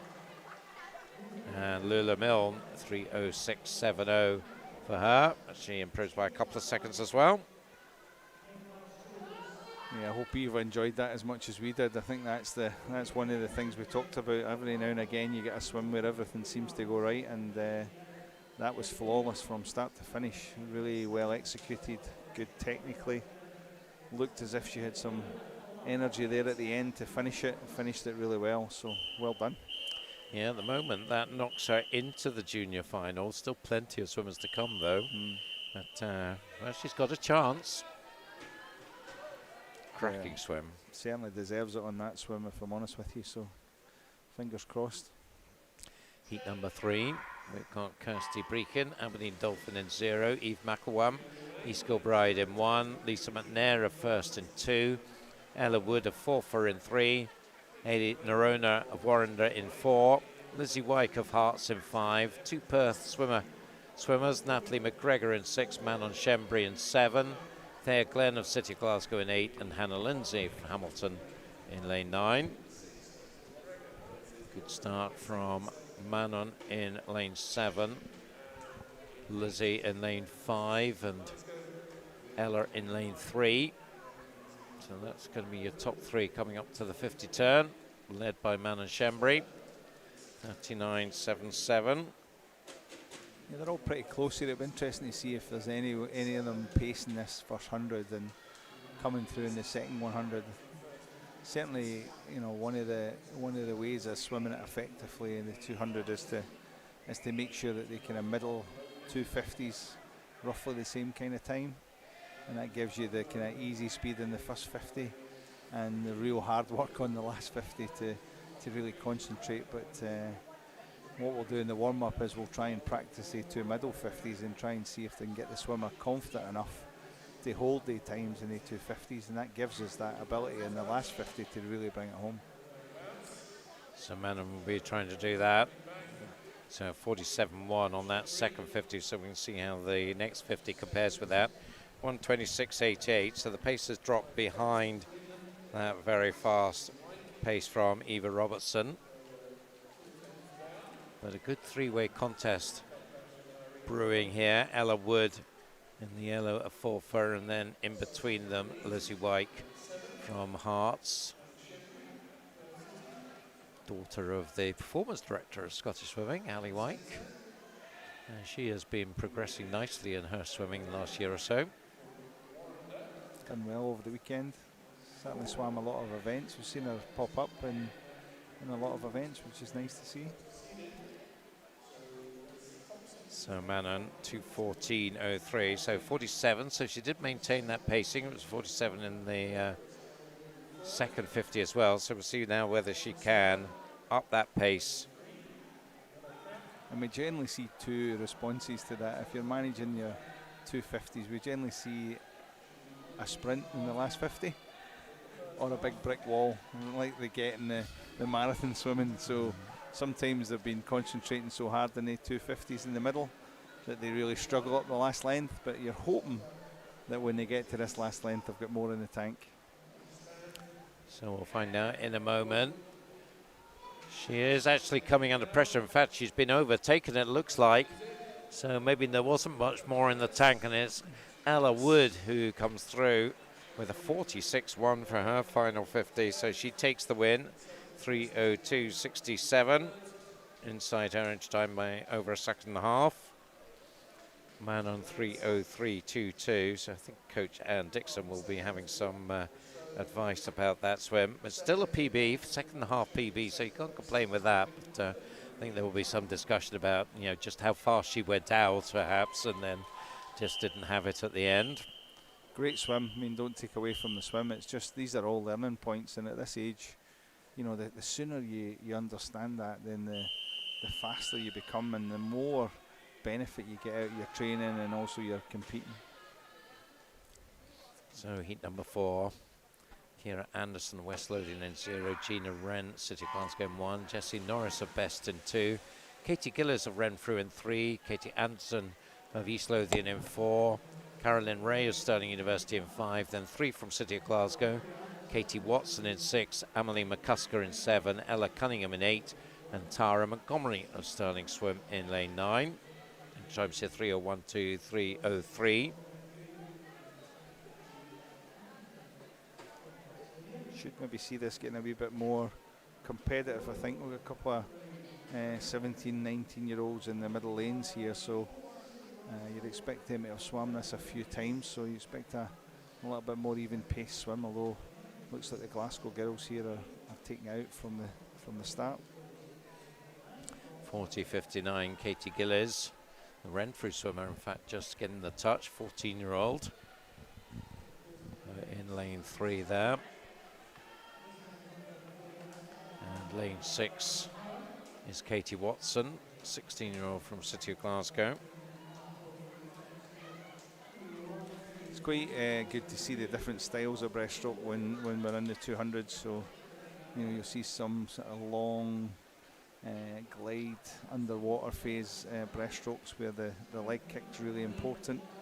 And then from our leader there, we can see there's a bit more of a head-up type position where the arms are pulling equally as hard as what the leg kick's getting them. So no right or wrong answers in breaststroke, just the stroke that suits you best. Is there maybe a different stroke? You always feel there's a different stroke for the 200 compared with the shorter events. I mean, you think of Ross Murdoch in the 200 breaststroke, you have that long stroke. James Wilby, I guess, a bit similar versus the PT or you know, Archie Goodburn, for instance.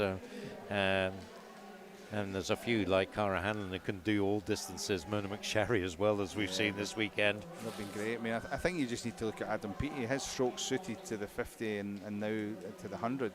But when you see him in the 200, he's like a fish out of water. He just he really struggles. But you know, Ross, to his benefit, I think it happened. They missed, if I'm right, it was at the Europeans. They missed the 100-metre qualification, the 200-metre qualification, and he made it in the 100. And he really worked hard, and I know speaking to him after when he missed that, he worked hard on the stroke rate. So he was used to the big long stroke, but he really worked hard on his stroke rate, and that was the difference between his 200 stroke and his 100 stroke. So this is now pretty strong swim from Katie Gillies. She's really been pushing this on now. She was right up with Eva Robertson, split at the 150, having been behind it. So let's see what this time is going to be. It's going to be a good one. She was entered on 3:02. It comes in 2:55.49. That's 100th faster than Eva Robertson 2 heats ago. At the moment, I think both of them would be still in with the B final, but we've got one more heat to go. So it's getting interesting. It's getting tight. I think now 2:56.05 might be the 10th spot. So 2:55.49 there from Katie was inside that. So very well done. Really took that out strong. And just got stronger and stronger as the race went on. Really good. As I say, you know, equal amount of power, I think, coming for the arms and the legs there. A slightly more unusual stroke than what you would normally see in a 200, but there isn't any right or wrong answers. That was a fantastic swim right from the start. So confirmed there, 2:55.49 for Katie Gillies. Katie Anderson second, Ella Cunningham third, and unfortunately disqualification there, Gina Wren from lane 1. So one more heat to go in this women's 200 breaststroke. Lily Mundell goes for Hearts in 0. Emma Binney of North Ayrshire in 1. Macy Carty of Fauldhouse in 2. Kira Hart of Scotia in 3. Then 2 Bells Hill swimmers, Alana Wilson in 4 and Millie Barton in 5. Madison Cool of Bucky in 6. Helen Black of Cooper in 7. Josie Grimes of Warrender in 8. And Molly Irvin Watson of Dumfries in lane 9. So Bells Hill in pole position here. 1 and 2 in lanes 4 and 5. The Red Caps. I was speaking to Lindsay earlier on, who's the head coach there, and I think the two girls obviously train together, so it'll be interesting to see if they help each other through here. We've got another youngster up at the top, Lily Mundell, hoping that Jetstream is working for her today. But looking pretty good, Alana Wilson. I think has the early advantage here. Yeah, good athlete. Managed to work a little bit with her before, and really long definitely got potential in this event. I think there is opportunities in certainly the kind of 200 breaststroke. There's lots of good female athletes to look up to in that event. So swimmers on your screen below Alana, all fairly close. You see there in the blue cap, that's Madison Cooler Bucky, Millie Barton in lane 5 in the second red cap, also doing well. The Cooper swimmer Helen Black, who turned second at the 50. And beside her, Josie Grimes of Warrender in lane 8, and well, pretty much obscured on this shot in lane 9. Molly Irvin-Watson's not too far away either. So all pretty competitive here, but Alana has a half-second lead at halfway, 1:26.19. Slightly slower than some of the splits we've seen. Katie Gillies was a 1:25.9. Eva Robertson, who really blasted her first half, was a 1:23. Yeah, I think she's going to have to move that pace up, I think, if she's going to get a final slot here. She's not far away. 15-year-old, both the Bales Hill girls 15. And it looks like maybe Millie has just gone past Alana. Also still the Cooper swimmer, Helen Black, right in the mix as well. But it's Millie Barton now, 2:14.28. And I think the pace just slipping back now. Yeah, I think there was about 1.5 to 2 seconds difference there in that pace, and we've seen, you know, the athletes before holding 47s, and that was 48.5s. But we've got a good fight back here. I think Alana's back on it in this last length. Yep, Helen Black still in the hunt as well in lane 7, so there's a race on. They'll be aware of that, and they'll be pushing hard. Josie Grimes, you'd see in the Warrender cap there, working well. Who's going to get this one? Alana has come back. Lane 0, Lily Mundell, the youngster. Is that jet stream working for her? She's right there as well. I think she's just going to be touched out into second, but Alana getting the edge, 3:01.48. Lily Mundell just behind her. She really ripped through that last 50. Lily Mundell, 3:01.93. And Helen Black in third, just by 300ths from Emma Binney, 3:02.45. So I think we probably will see Katie Gillies and Eva Robertson making it through to the junior final tonight. We'll get confirmation of that in due course. Now it's the turn of the men. 3 heats. Just a trio of swimmers in the first heat. And they are Cammy McMillan of Renfrew Bass, Hamish Coates of Best, and Caleb Simpson of Montrose. It's a good spread around the country.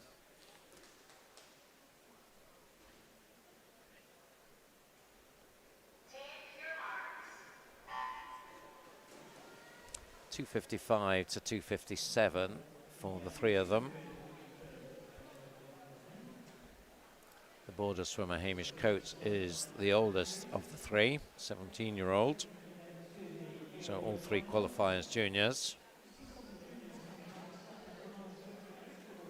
Good to see Best coming back again a little bit into our programs. Nice to see the number of kids that are here this weekend from that program. A bit different down there, isn't it? It's a little bit more kind of hands, we'll say hands on, hands off, but a little bit of kind of training in your own clubs and coming together for squad sessions from a Best perspective. But definitely good things happening there. You can see that by the number and the times that the kids have been producing this week. Yep, so Hamish with Caleb.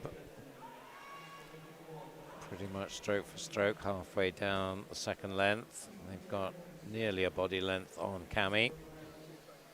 Maybe it's Caleb just edging into the lead now.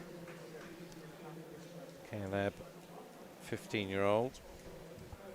2:56 entry time for him, and he has about a metre now at the 100 turn on 20.91. You can see 7/10 faster on that 50. He turned on his nose there. Just too close into the wall. Virtually hit the wall with his nose. Came out and did the did the thing that drives coaches mental, which is not the underwater, so just came straight up and swam. So I guess you just get a bit disoriented round the wall. If you haven't come in right, it's hard to come out right. Yeah. And it's true, and you sometimes forget, I guess, even as a coach, you sometimes forget that a lot of these kids hit these situations for the first time in competitions, and it's how you react to them. What you ask them to do is never do it again. That's the only thing you can ask them. But the amount of times people are turning on their nose is incredible. Oh, a little underwater there. He certainly got it there.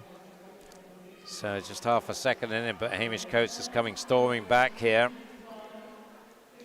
Certainly up this stroke rate, hasn't he? And he's really pushing on hard now. He has now got back the lead he had early on. We'll see whether Caleb can respond to that. It's not looking too lightly. Hamish now up by a body length.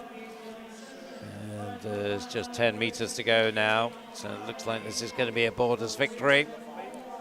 Hamish entered on 2:55.89, well inside that, 2:47.24.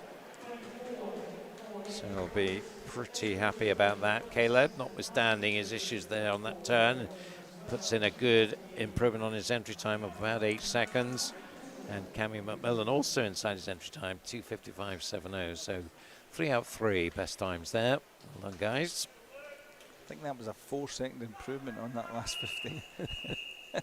So I think once you get used to swimming this, you can actually, be a bit more confident on that front 100. So it'll be interesting to see if Hamish has done that a lot or whether that's a new event for him. But certainly would encourage him to go out just a little bit quicker in that first 100 if he's got that left at the end. Coaches are never happy, are they? You put in a brilliant final 50 and all you get is flack, and you weren't fast enough before. An 8-second PB, brilliant. 50, but I think who would be a swimmer? So we're on to heat number 2. Oscar Mugan-Sharrett goes for City of Glasgow in 0. Joe Crawford of Scotia in lane 1. Brandon Aitchison of Bucky in 2. Nicodem Drojnar of Hearts in 3. Fraser van der Merlen of Stirling in 4. Luke Scott of Dumfries in 5. Fergus Reid of Geary in 6. Hayden Pritchard also of Geary in 7. And Liam Black of Cooper in lane 8. 36.62 Fraser van der Merlen. Looking very good here in lane 4. The Stirling swimmer, the youngest of the Van der Merlen boys, 3 of them, all swimming competitively. Spoke to his mum just at the break there. Obviously, Alison Shepherd, one of our, I guess our leading front crawler. I think still record holder. I think at 50. But we took the 3 boys down to the county championships in Sheffield last year. Did amazing. 3 of them were outstanding on the day.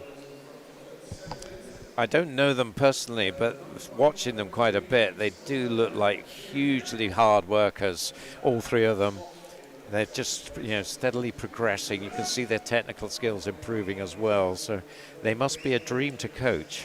They were excellent. I mean, if you know their mum and dad, so Alison is the mum, and then their dad was Alison's coach way back in the day, so Gary. So both these people are hard workers, but I would say a lot of fun as well.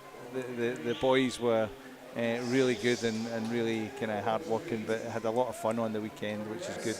They also do water polo and all sorts of other stuff. So one of the things that we forget sometimes is at that age, there's a lot of opportunities out there, and maybe it takes just a wee bit longer just to specialise into one, but certainly a talented family.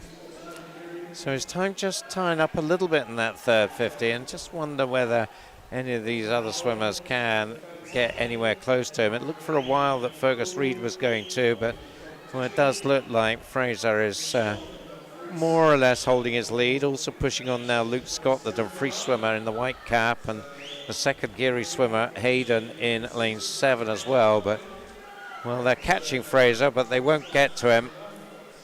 Well, he definitely took it all out in the first half, and then it was hard in the second half, but turns around, sees that he was in first, so he'll be happy with that. Happy with his time as well, a couple of seconds inside his entry time, 2:46.38. Good swim, well executed there. Definitely has the confidence and commitment to go out there and stay on his pace, and I think that's the difference. I think, you know, if you're at that level where we get the opportunity to kind of select you for the West District or the East District or whatever district you're in to go to the county championships, you get a lot of information about how to swim well, and you can see that he's actually got that in his head and he's been using it to his advantage. Yeah, Intercounties is just a great opportunity, isn't it? Because they also, for a lot of them, it's their first real opportunity to swim against the best in England. And, you know, fast and furious, great atmosphere in Sheffield for that. It's a short course meet. There's 2 races going on in the same time, and it's just a wonderful day for the swimmers.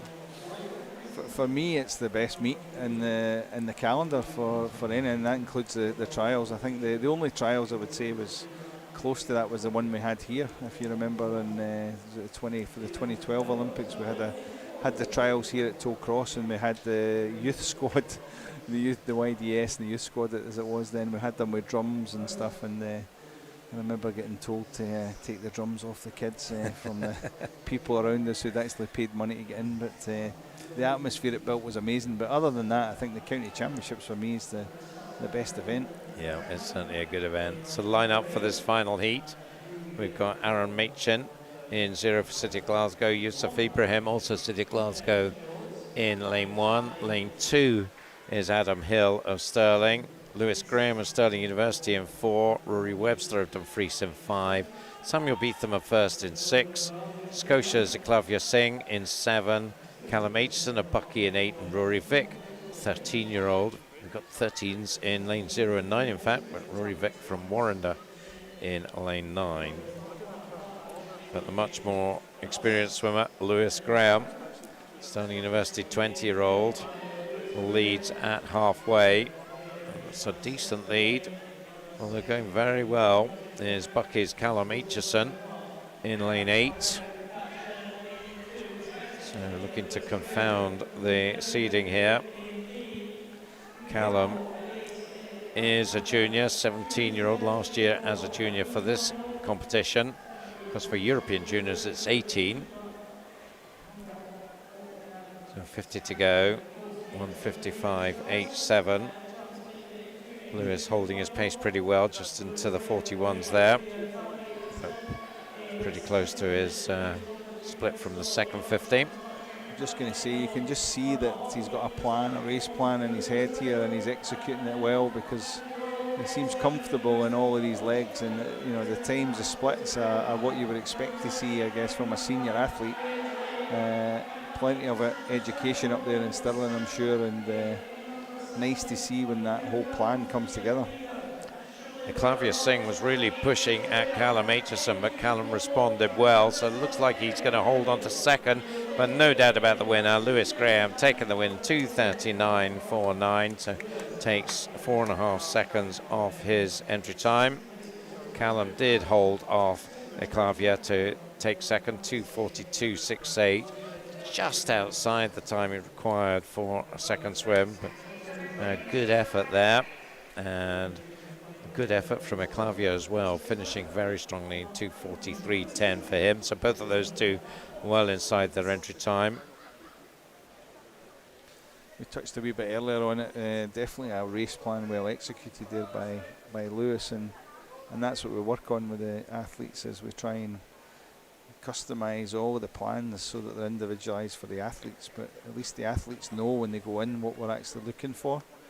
And as I said earlier, we normally ask them for kind of 2 things that they're going to work on. I'd be interested to see what Lewis's couple of things was he was working on there, because he seemed to execute that race plan perfectly.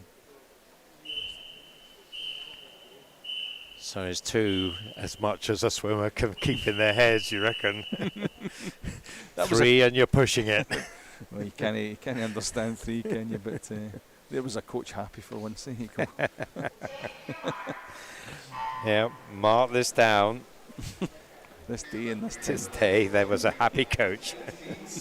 So we've got 2 swimmers just in the first of our 8 heats of Women's 100 Freestyle. They are Jessica Smith of Aberdeen Dolphin in lane 3 and Lucy McLeod of First in lane 5. A 1:06.7 and a 1:06.6 respectively. Their entry times.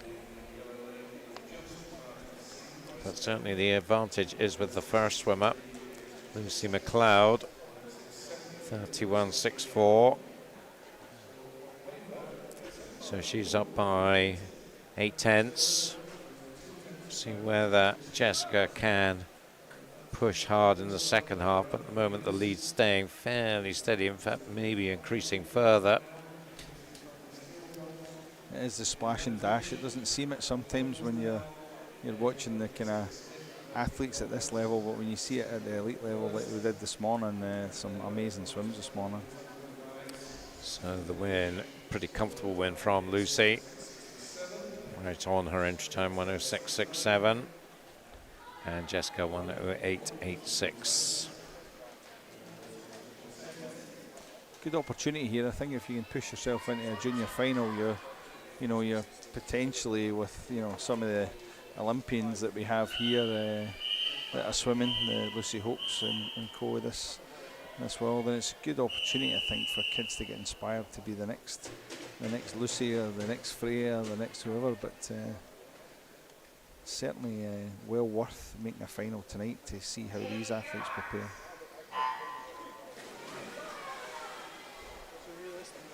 So into heat 2.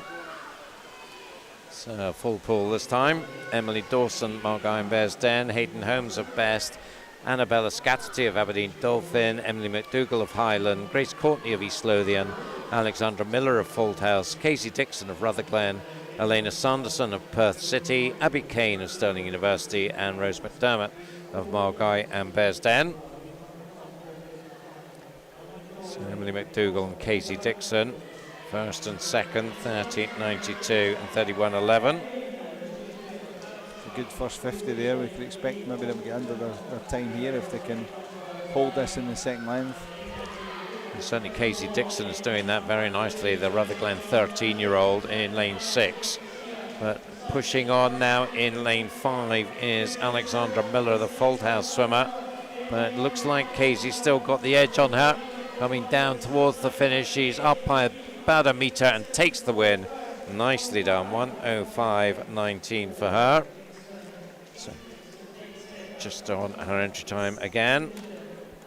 Alexandra Miller, 1:05.98. Emily McDougall in third, 1:06.48, just ahead of Hayden and Rose.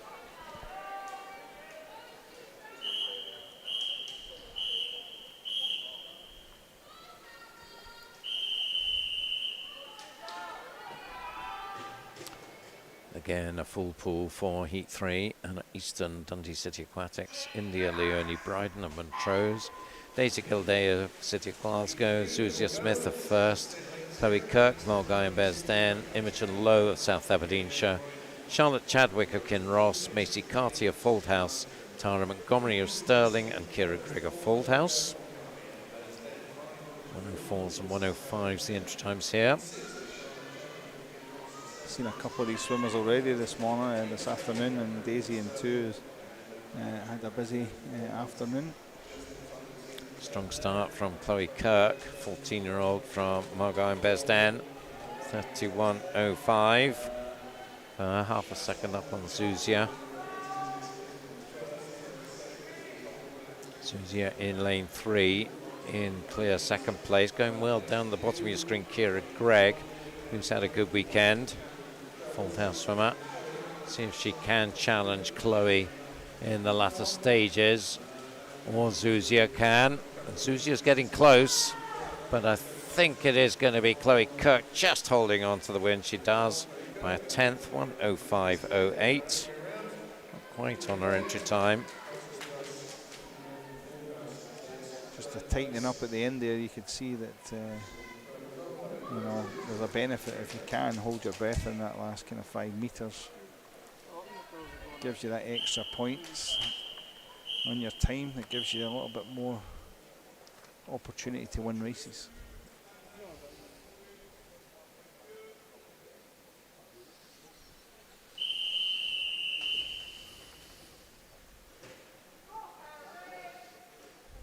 So moving on to Heat 4.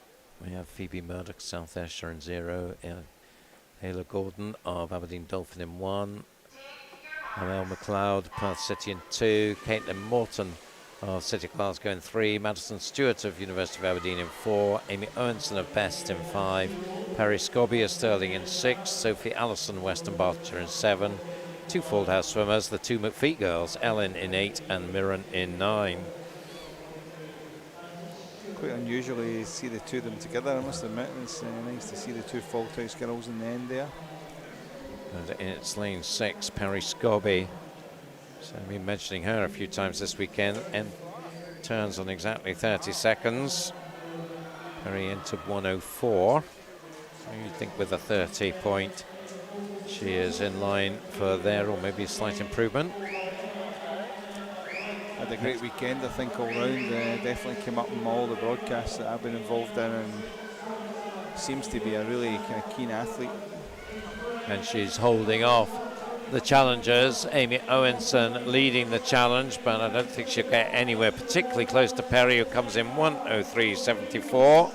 So she does improve on her entry time by a bit over a quarter of a second. Amy Owenson is second, 1:04.80 for her, and Caitlin Morton in third. In fact, joint third, Caitlin Morton and Mirren McPhee. So Mirren beats her older sister. There'll be trouble in the McPhee household on the way home. No talking in the car, I'm afraid. Throwing air fresheners at each other.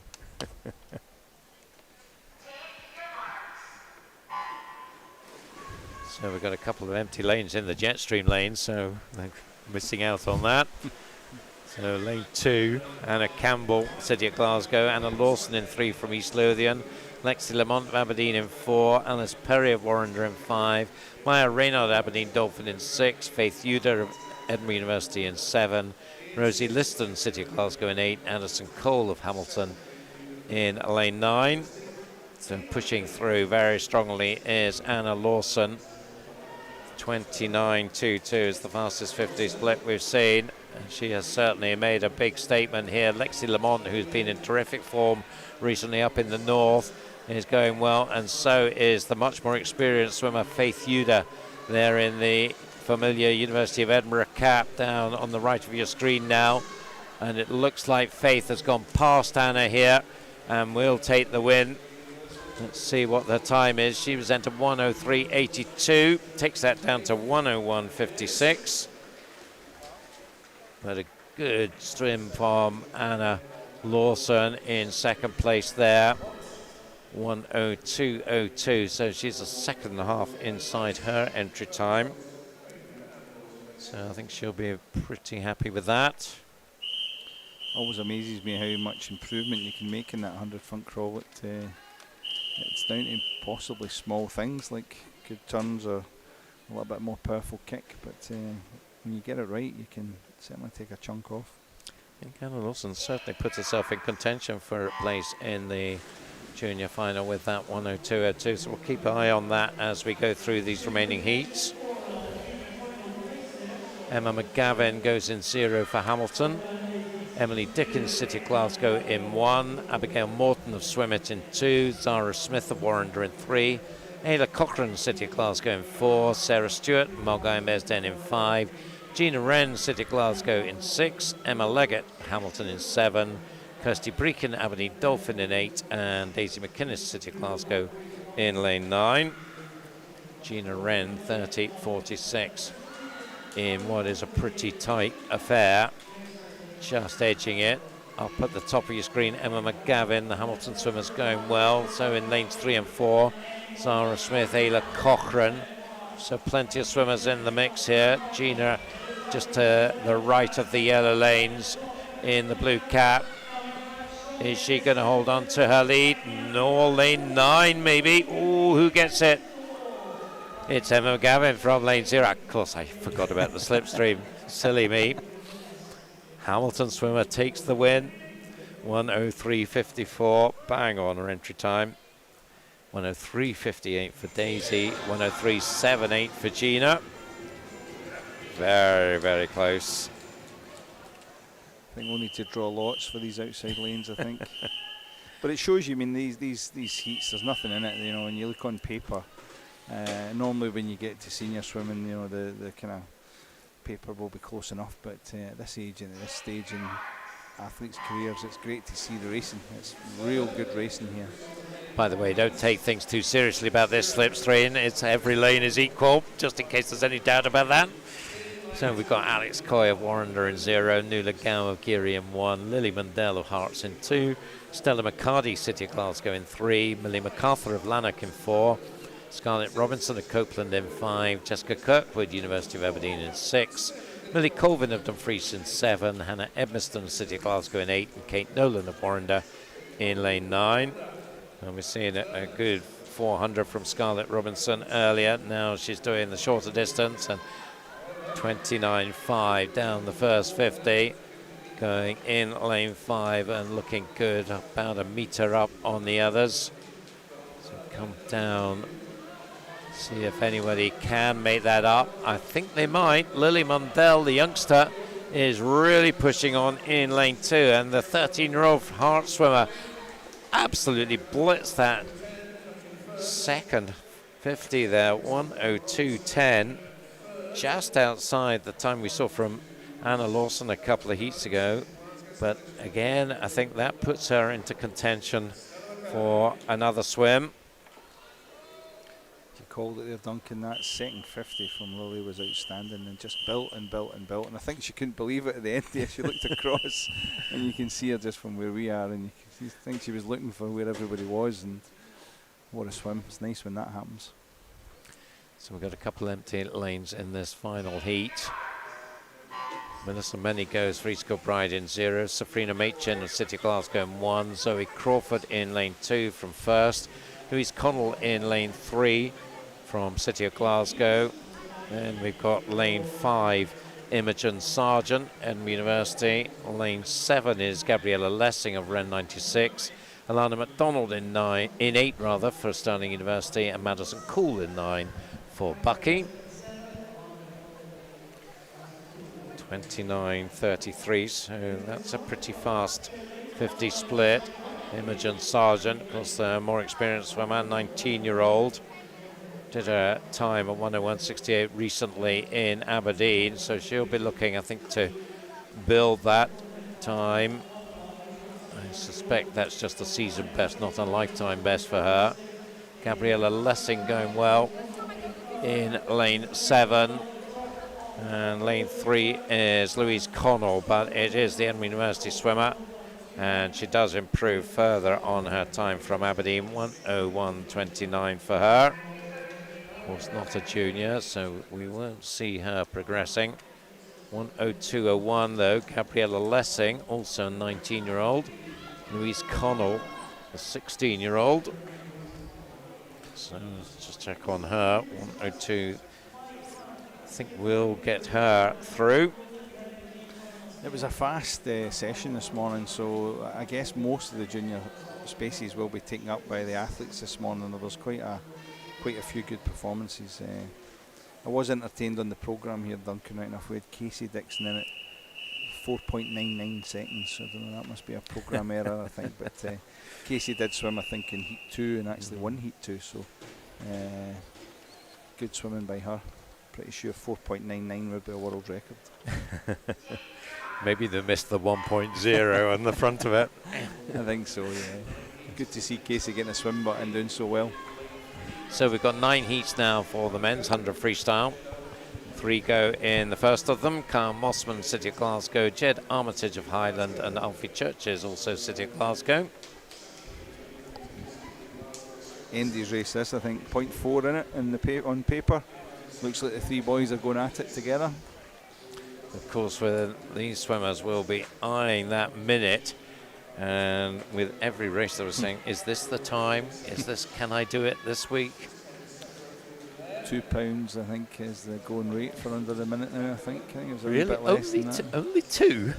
Quite That tight over here in the west of Scotland. Absolutely. Yeah. I'm sure in Edinburgh it's more than that. So let's see as they come down. Alfie Churches, well, he's well under the minute, 58.22.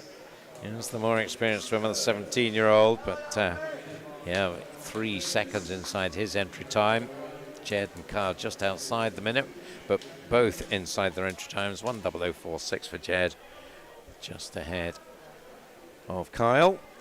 I think the impressive thing there, I think it was 28 and 30, the two splits, and you know, at 17, I think we call that grown man strength, don't we? I think there's just an ability when you get a bit bigger and a bit stronger that you can hold that time for a bit longer than some of the younger kids. But that's two spectacular splits there to get your first time under the minute. Yeah, very good. On now to heat number 2. We have Joe Carty, City Glasgow in 0. 2 swimmers from Cooper, Ewan Gray and Stephen Laws in lanes 1 and 2. Nebby Singular of Highland in 3. Kyle Harper of South Ayrshire in 4. Brandon Aitchison of Bucky in 5.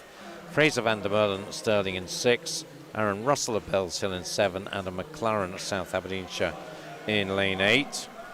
Ewan Gray first to the turn, 27.88, 17-year-old from Cooper. Yeah, he's stretching this out in this second 50. I don't know if you can see that in the live stream, but he's certainly having a real go here. This is going to be a real exciting time here. So up at the top of your screen, you can see him there in lane 1, and well clear as we see them come in. 57.89, massive improvement for Ewan, entered 1:00.70. So we were talking yesterday about skipping the 59s and going to 58s, but how about skipping both of them, 59 and 58? Why not go from 1:00 to 57? I think that would be £3 in the west of Scotland. Ooh, they're so generous. I No, wonder what it is in 5. 50p.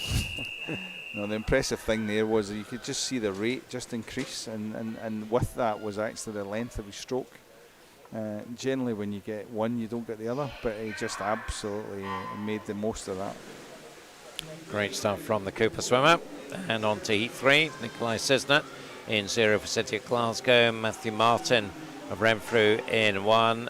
Ethan Mulligan of East Lothian in 2. Ewan Mitchell of East Kilbride in 3. Josh Stephen of Warrender in 4. Benji Jeffries of South Ayrshire in 5. Kyle Wong, City of Glasgow in 6. Callum Weir of West Lothian in 7. Harris Japp of Airdrie in 8. And Cole Morrison of Stirling in lane 9. East Lothian's Ethan Mulligan looking very strong here. Entered 59.01. But there's others who are right there with him and maybe hunting him down now. Hard to tell from those pictures, but I can tell you that they really are ranged across the pool, and there's 5 or 6 of them with a shout here as we come up, 10 to go. Who's going to get the touch? Who's going to master their finish? It looks like lane 4. It is Josh Stephen, the Warrender swimmer. 58.49 for him. Benji Jeffries second. Nikolai Cisnet third. Again, great finish there by Josh. You know, sometimes in that finish you just need to hold your nerve, just trust in your strokes, trust in the plan, and keep your head down at that end, and that's what he did.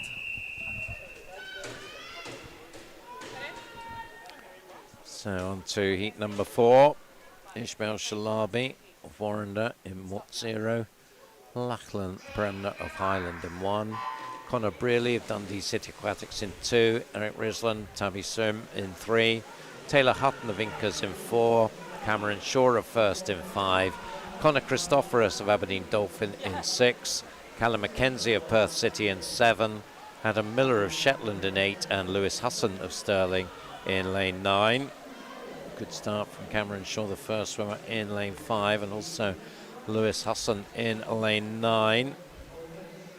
Risland as well. But Cameron Shaw first to turn, 27.13. I would expect to see the 50 times get a little bit faster as we go through the heats. 27.1's always a good starting point.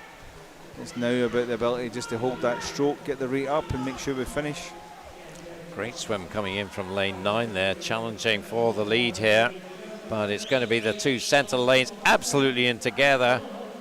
100 separating them. Taylor Hutton just nicking it, 57.46. by 100th of a second from Cameron Shaw, and Eric Risland 58 seconds dead in third place. I think that went down well here with the commentary team in the venue. I think Mr. Noble is a Inca's alumni, I think.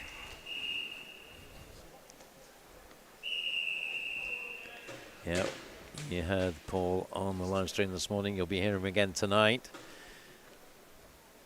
The para swimmer extraordinaire back in the day, now para commentator extraordinaire, as well as being great to have around in this event. So we've got an empty lane in 7, as you can see. So the lineup here: Rory Calvert first in 0, Rhys Edwards at Freestyle in 1, Alexander Stewart of Highland in 2, Ewan Jones West Lothian in 3, Matthew McMillan of Incas in 4, Cameron Gill of First in 5, Ben Smallwood of Kinross in 6, Keane Smith City Glasgow in 8, and Blair McKean of Bells Hill in lane 9. 27.15, Ewan Jones of West Lothian just edging it. He's in the blue cap in lane 3, just above the yellow lanes. And the other side of the yellow lanes, it's Ben Smallwood of Kinross. So he is looking good as well. I think it's between the two of them, although others pretty close as well. I think it's going to be Ewan. It is. 57 seconds dead. So takes half a second off his entry time. It's good to see what we're seeing now is the low 27s on the first 50, but you know, the ones that are winning these heats are the guys that are able to hold the 29 lows, or you know, in that kind of range. This heat and the heat coming up are all on 57. What we'll see is that 27.1 for a 50 will start to get a little bit faster. So heat 6, Callum MacArthur, Margai and Besden, Alex Tinch of Stirling Swim, Titus Pike, Stirling University, Ewan MacLeod of Lanark, Tom Armitage of Highland, Adam Thompson, South Ayrshire, Richard Laws of Cooper, John Mackay of Stirling University, Jack Doherty Simpson of Scotia, and Hayden Mackenzie of Kinross.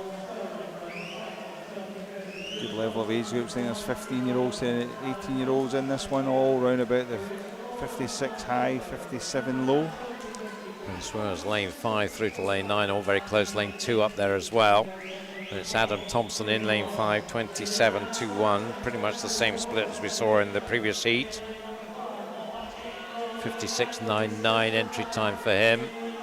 Coming out of the turn, Jack Doherty Simpson in that familiar lime green of Scotia, looking strong. And you can see him coming towards the camera. Up at the top, you can see lane 2, Titus Pike. They're going to be 1 and 2, but it's Jack takes the win, and that's a nice performance. 55.64. Certainly up the ante there, the 16-year-old from Scotia. Again, just skipping out the 56s, goes from 57 to 55. But it just shows you sometimes, you know, that 27 point on the first 50 and 28 low on the second 50. So, you know, that's a really controlled swim. To be able to do that, you know, even at that age at 16, that's you know, pretty impressive. That's the kind of stuff that, you know, Duncan and Co will be working on tonight when they're hitting the finals. Great stuff. Heat 7, Jack Simpson, East Kilbride in 0, Connor Mitchell of Warrender in 1, Oliver Tykerson of Stirling University in 2, Adam Curry of South Ayrshire in 3, Manu Drysdale of Warrender in 4, Corey Phillip of Dundee City Aquatics in 5, Lachlan Small of Stirling in 6, Rory Stobie of Warrender in 7, Marcus Blake of City of Glasgow in 8, and Owen Williamson of East Lothian in lane 9. All these swimmers at 56 times. Looks like it's lane 4. Manu Drysdale just turning first, 26.86. That's our first sub-27 50 split. He's got about a metre on Corey Phillip in the pink of Dundee. Going well. Owen Williamson at the bottom of your screen there in the black of East Lothian. But I think it's going to be Manu, the Warrender swimmer, bringing this one home, which he does in 55.86. Owen takes second, 56.39. And in third place, Rory Stobie, 56.77. So Some good PBs certainly from the first two there, taking their times down nicely. Some good swimming here, you know. We're obviously concentrating sometimes on the ones that are coming in for second and third, but across the field here, there's some good performances. 2 more heats to go in this 100 freestyle, and in this 8th heat we've got Torrin Liversedge of South Aberdeenshire, Lewis McKean at Stirling University, Callum Sinclair of West Lothian, Finlay Nelson of Dumfries, Robson Miles, City of Glasgow, James Boddy of Geary, Dylan Cashmore of South Ayrshire, Johan Beam of East Cavan, Gregor Skinner of First, and Finlay Sang of City of Glasgow. And Robson Miles is pushing hard there. Real strongman stroke there. Really see those arms working very hard. 25.97, so gone under 26 for the first time. And Robson really pushing this one out. Second behind him in the yellow cap, James Boddy. There's not much between him and Johan Beam in lane 7. And they are starting to come back at Robson now. I wouldn't say he's tying up, and he's taking it pretty comfortably, but well, they did bring it back a little bit in the closing stages. But a good swim from Robson. Inside his entry time by 7/10. Yeah, he'll be pleased with that. I think he did tie up a little bit towards the end. I think he was looking for a little bit more kind of length in that stroke, a little bit more power on it, but fantastic personal best time there. Just shows you if you're willing enough to get out in the first 50 and you've got the training behind you, you can get these times quite low. Final heat of 100 freestyle then. Alex Black of First in 0. Logan van der Merlen of Stirling in 1. Max Pelosi, City of Glasgow in 2. His teammate Robert Burgess in 3. Greer van der Merlen in lane 4. Empty lane in lane 5. 6 is Matthew Brown of University of Aberdeen. Jake Holmes, City of Glasgow in 7. Jonathan Venter of Perth City in 8. And Magnus Morris of Ren 96 in lane 9. Greer van der Merlen, the oldest of the van der Merlen boys, is bringing this one through the 50 in 25.84. Slightly faster than Miles was in the previous heat. Robert Burgess second, Max Pelosi third, the two Glasgow boys. And Robert Burgess in particular is a threat now to Greer. Also going well, Jonathan Venter, the Perth swimmer there in the red cap near your camera. But coming down, I think it might be Robert.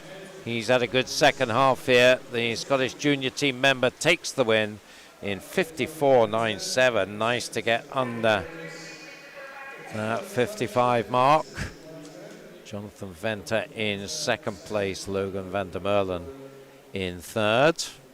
So Logan getting ahead of Greer there. That's another interesting car trip home. I think they have them all the time. I think, to be honest with you, the boys chop and change around. I think they're that talented, if I'm honest with you. And some of this is about development. You know, even the age doesn't give you the full story. You know, the different stages that you're at just depends how strong you are at that particular point in time. And yeah, it's frustrating when it's your brother. But I'm sure he'll take it like a man. Yeah, kicking and screaming just like the rest of us. So we got two treats for you now. A women's 1500 and a men's 800. There's just the one heat here, no heats in this tonight, as we saw when we swam it the other way around. So this is it. 6 swimmers going in the women's 1500 freestyle. And they are Catherine Boddy of Geary, India Marshall of East Lothian, Coco Croxford of Stirling, Caris Mooney of City of Glasgow, Nuala Gow of Geary, and Victoria Niven of City of Glasgow.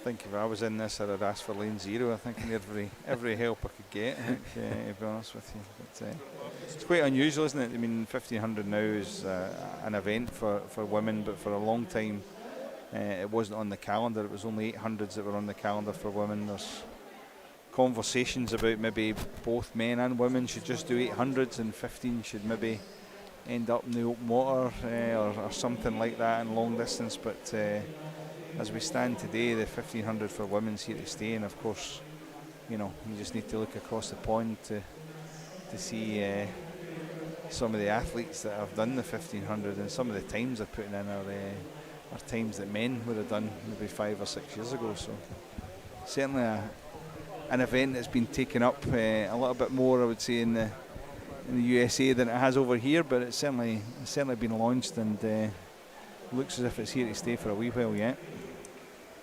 Yeah, there's been some great Europeans as well, distance swimmers. I'm thinking Pellegrini and some people like that as well. But yes, Katie Ledecky certainly, and of course Ariane Titmus, the Australian as well, a great distance swimmer.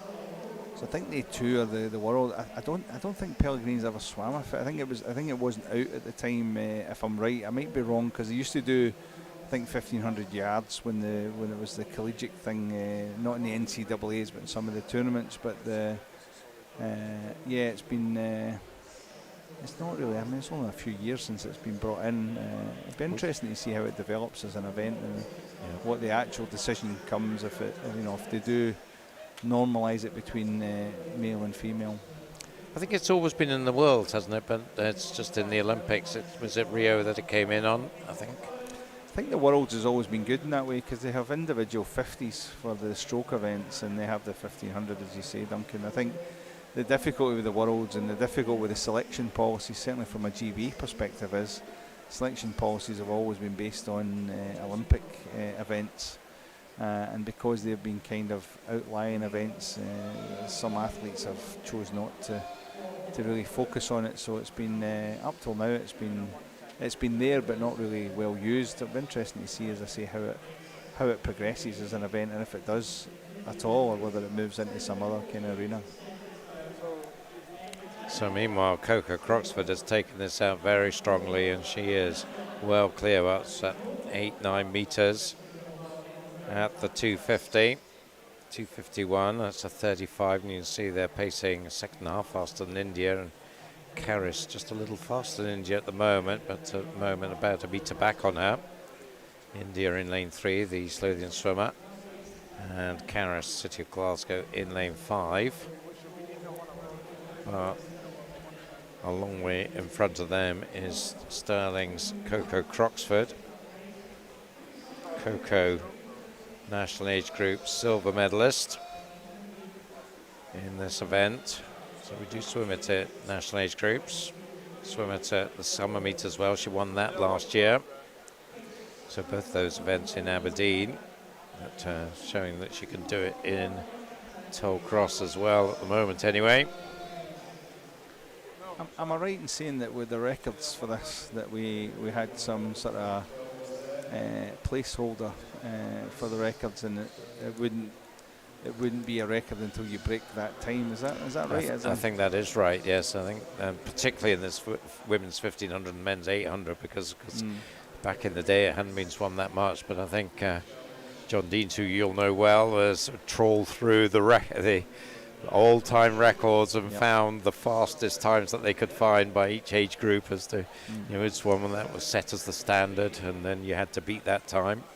We do have, though, Camilla Hattersley now as the Scottish record holder. You remember for her swimming in Commonwealth Games and the Olympics in Rio before she becomes I think a first-class academic as well.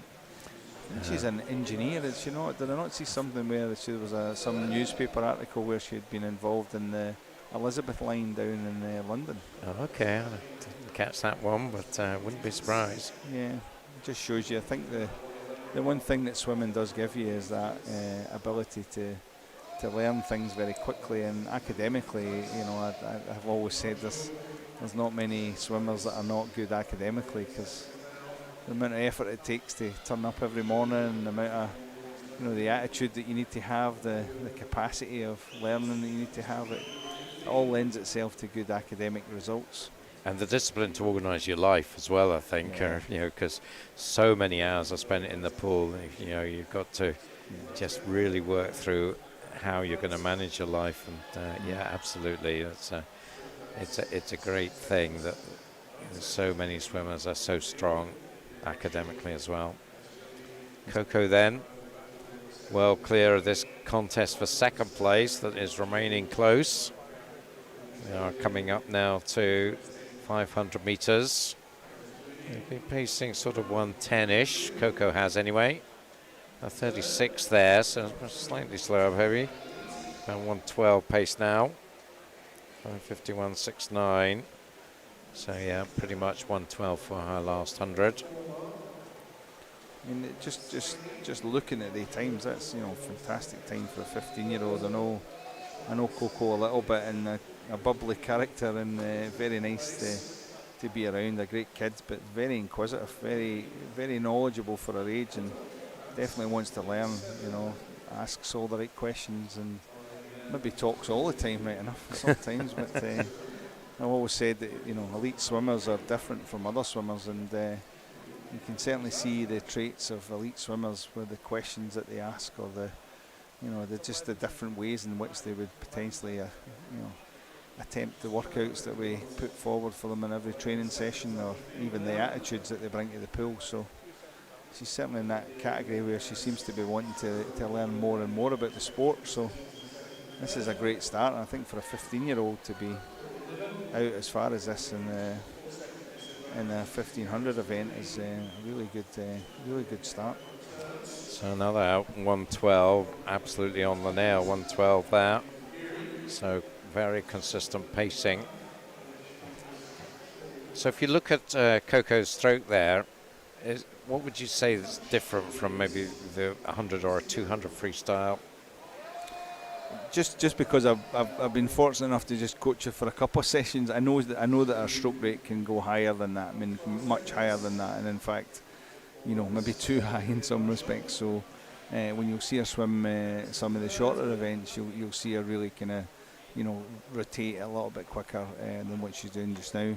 I think the nice thing to see about this swim is how controlled it is. So if you look at the leg kick, there's a kind of 2 or 3 beat leg kick. It's just effectively balancing the body, and she's still getting the distance in the arms. So one of the hardest things to do in these longer events is to keep the arms going out as far as you can. We always try and encourage the kids to get your arm out as far as you can. Every extra inch at the front is less that you need to swim. And certainly on the distance events, the stroke count, which somebody from our club will be doing, they'll be looking at how many strokes she takes per length. They'll be using that as an indicator of how tired she's getting, and using that as a way in which we can stimulate the training environment, so that when we look at doing longer swims in training, we can say to them, we need this stroke count at this length, and it gives them a lot of information. I think she's very, very good at all strokes, but certainly here she's stretching it out, and it's a lovely balanced stroke. And maintaining this consistency, you see all round about the 36 every length. So you can see India Marshall has pulled away now from Caris Mooney, and Caris has got Victoria Niven not far behind her. So the two City Glasgow swimmers might be battling for third here, as we see Coco coming in. Stirling are really coming up strongly as a very strong swimming program, aren't they, starting swim? Of course, there's the university next door, and they get the use of the university facility, I think, which gives them a nice long course facility on their doorstep, which is nice for them.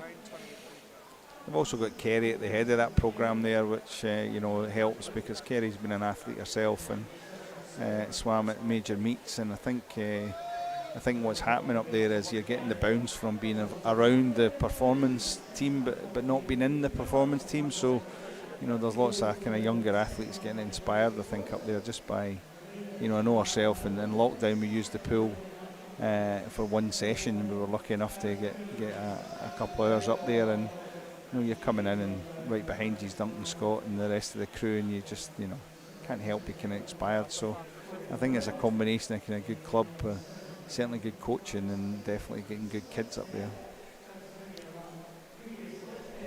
It's quite funny, some people ask us when we do this, certainly from a coaching perspective, you see Coco, one of the goals is to get the same time every length, and how do you train that? Well, it takes a lot of work, but a lot of the sets that we're doing is, we base our pacing on longer swims like this. So we don't swim them for 1500. We might just do 200 or 400 at this pace, but over a period of time it effectively becomes a little clock inside your brain. So you know by your stroke count, your stroke rate, and the fact that you're going at the same rate and count all the time, that the time itself actually just becomes exactly the same over and over. And that's the key to good distance swimming, is you know what pace you're in without having to look at the clock. You can actually work that out yourself in the swim, and when you need to increase the pace, you know exactly how to do that. But it does mean that for however long, so in this case 17 to 18 minutes, you've got to maintain that concentration, haven't you? Because if you just let your mind wander a little bit, then it can all slip away. There's only so many Spice Girls tunes that you can sing in that water, but I know from my own, I used to do a bit of long distance as well, not a lot but enough, but you do, I think we call it unconscious competence, and that's when actually you've done it so many times that unconsciously you can keep doing it. And what that really means is your brain does wander sometimes in these longer swims, and you might be humming away to a tune or thinking about something. But yeah, the real elite athletes here are switched on every single length. If you talk to Katie Ledecky, I've seen a couple of interviews with her, and she's just different. Stephen Milne was amazing. We got Stephen to do a presentation. He was a great distance freestyler here in Scotland, and Stephen's just different. He loves and loved every single length of a 1500, and I keep saying to myself, I don't know if I'd love the first 100, never mind the other 1400, but the distance swimmers are different, and they do love that challenge, and I think you know pretty quickly whether you're a distance swimmer or not when you're in a programme. So we're into the last 500 now, the final third of this race, just gone through 10:50 for Coco, and Indian Sea coming up to the 10:50, and the two Glasgow girls now pretty much side by side contesting third.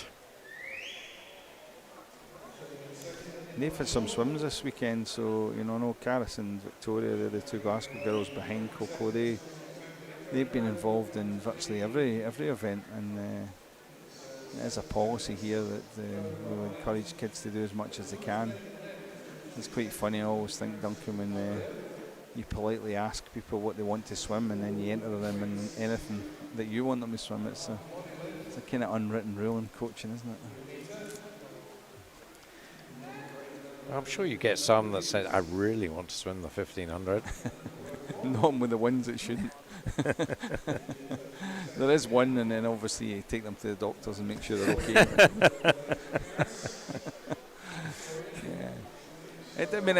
There is some really good. I've been around some really good distance swimmers in the past, and it's something that I'm not saying you're born with, but it's something you have from an early age.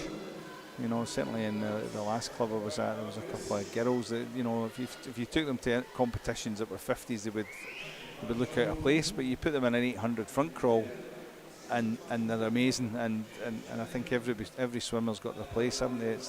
You don't need to be a 50 front crawler or a 100 front crawler or a 100 back crawler. There's a place for everyone.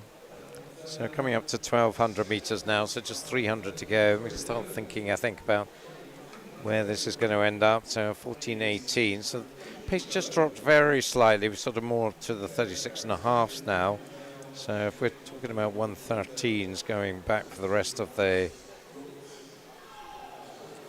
swim, then we're talking about something in the 1750s, and maybe get a little bit faster than that. Coco's entry time was the time she did in Aberdeen at Snags, where she was second, 17:48. So she'll be looking to get close to that. I think we talked before about it must be tougher to match those best times unrested in the distance events compared with the shorter events. Yeah.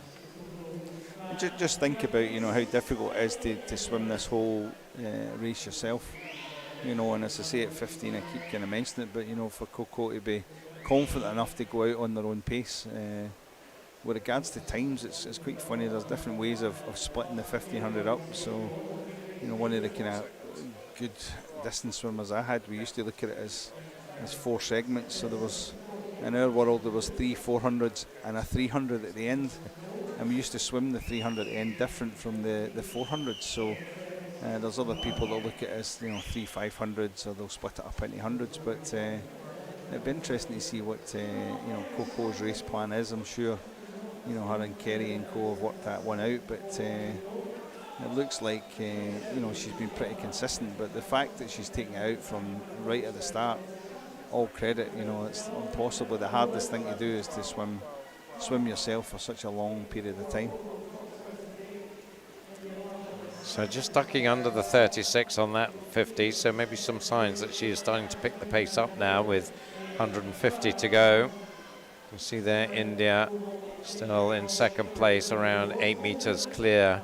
It looks like that third place challenge has melted away, and it's going to be Karis Mooney will take third. But it'll be the bell this time. It's the best sound that you can ever imagine on a 1500. 16:42.34. So bang on the 112 for her penultimate 100, 36.2 there. So, well, another 112 would be 17:54. So expect her to be a little bit faster than that. So may get close to 17:50. Normally what we'd see in the season with 1500, if you look at the elite athletes, they'll do maybe 2 or 3 in a season. Coco here's what, 2 months down the line and into another one. So really swimming tough, and that's sometimes as a junior that's what you need. It's a wee bit easier, but as you can imagine, as you get older, your body doesn't recover as quickly as what Coco's will. So this is good experience. Yeah, she will, I'm sure, be doing it in the summer, either down in Sheffield at the British, probably down there, I would think. She's, I think, good enough to have got a place there, you would imagine. If not, then up in Aberdeen. So she is really pushing it hard, and she is going to be pretty close to that 17:50. So coming in 17:52.14, so very nicely done. Finishing on in a 109.8 for her final 50, so picked it up nicely from the 112s, 113 she was doing. She now gets a little bit of rest time as she waits for the others to come in. India Marshall's lead has shrunk a bit in second place. It shrunk quite a lot, actually, from Karis Mooney, but India will be safely home in second. So the East Lothian swimmer, 18:22.38, half a second inside her entry time, so very well done, India. And 18:25.04 for Karis. Here comes Victoria, 18:32, right on her entry time as well. And Nuala Gao, sorry, that's Catherine Boddy, I should say, Geary swimmer coming in. So she comes in 18:50, and her teammate Nuala Gao now coming in lane 6 to complete the event. Well done, Coco, our winner in the 1500 freestyle from India Marshall and Karis Mooney.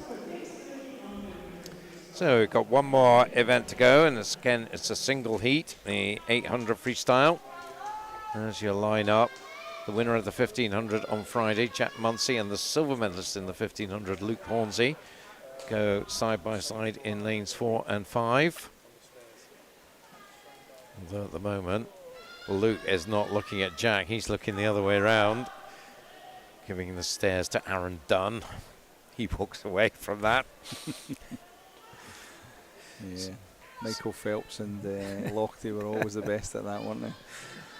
I think Duncan's pretty good at it too. Duncan doesn't care, does he? Typical Scottish boy, I think, to be honest with you. So we've got 6 swimmers here. Andrew Patterson, City of Glasgow, in lane 2. William Shepherd of Perth City in 3. Then Jack Munsey, Stirling University in 4. Luke Hornsey of East Lothian in 5. Aaron Dunn, City of Glasgow in 6. Callum Traynor at Stirling in lane 7. So Jack Munsey, 8:21 entry time. Luke Hornsey, 8:24.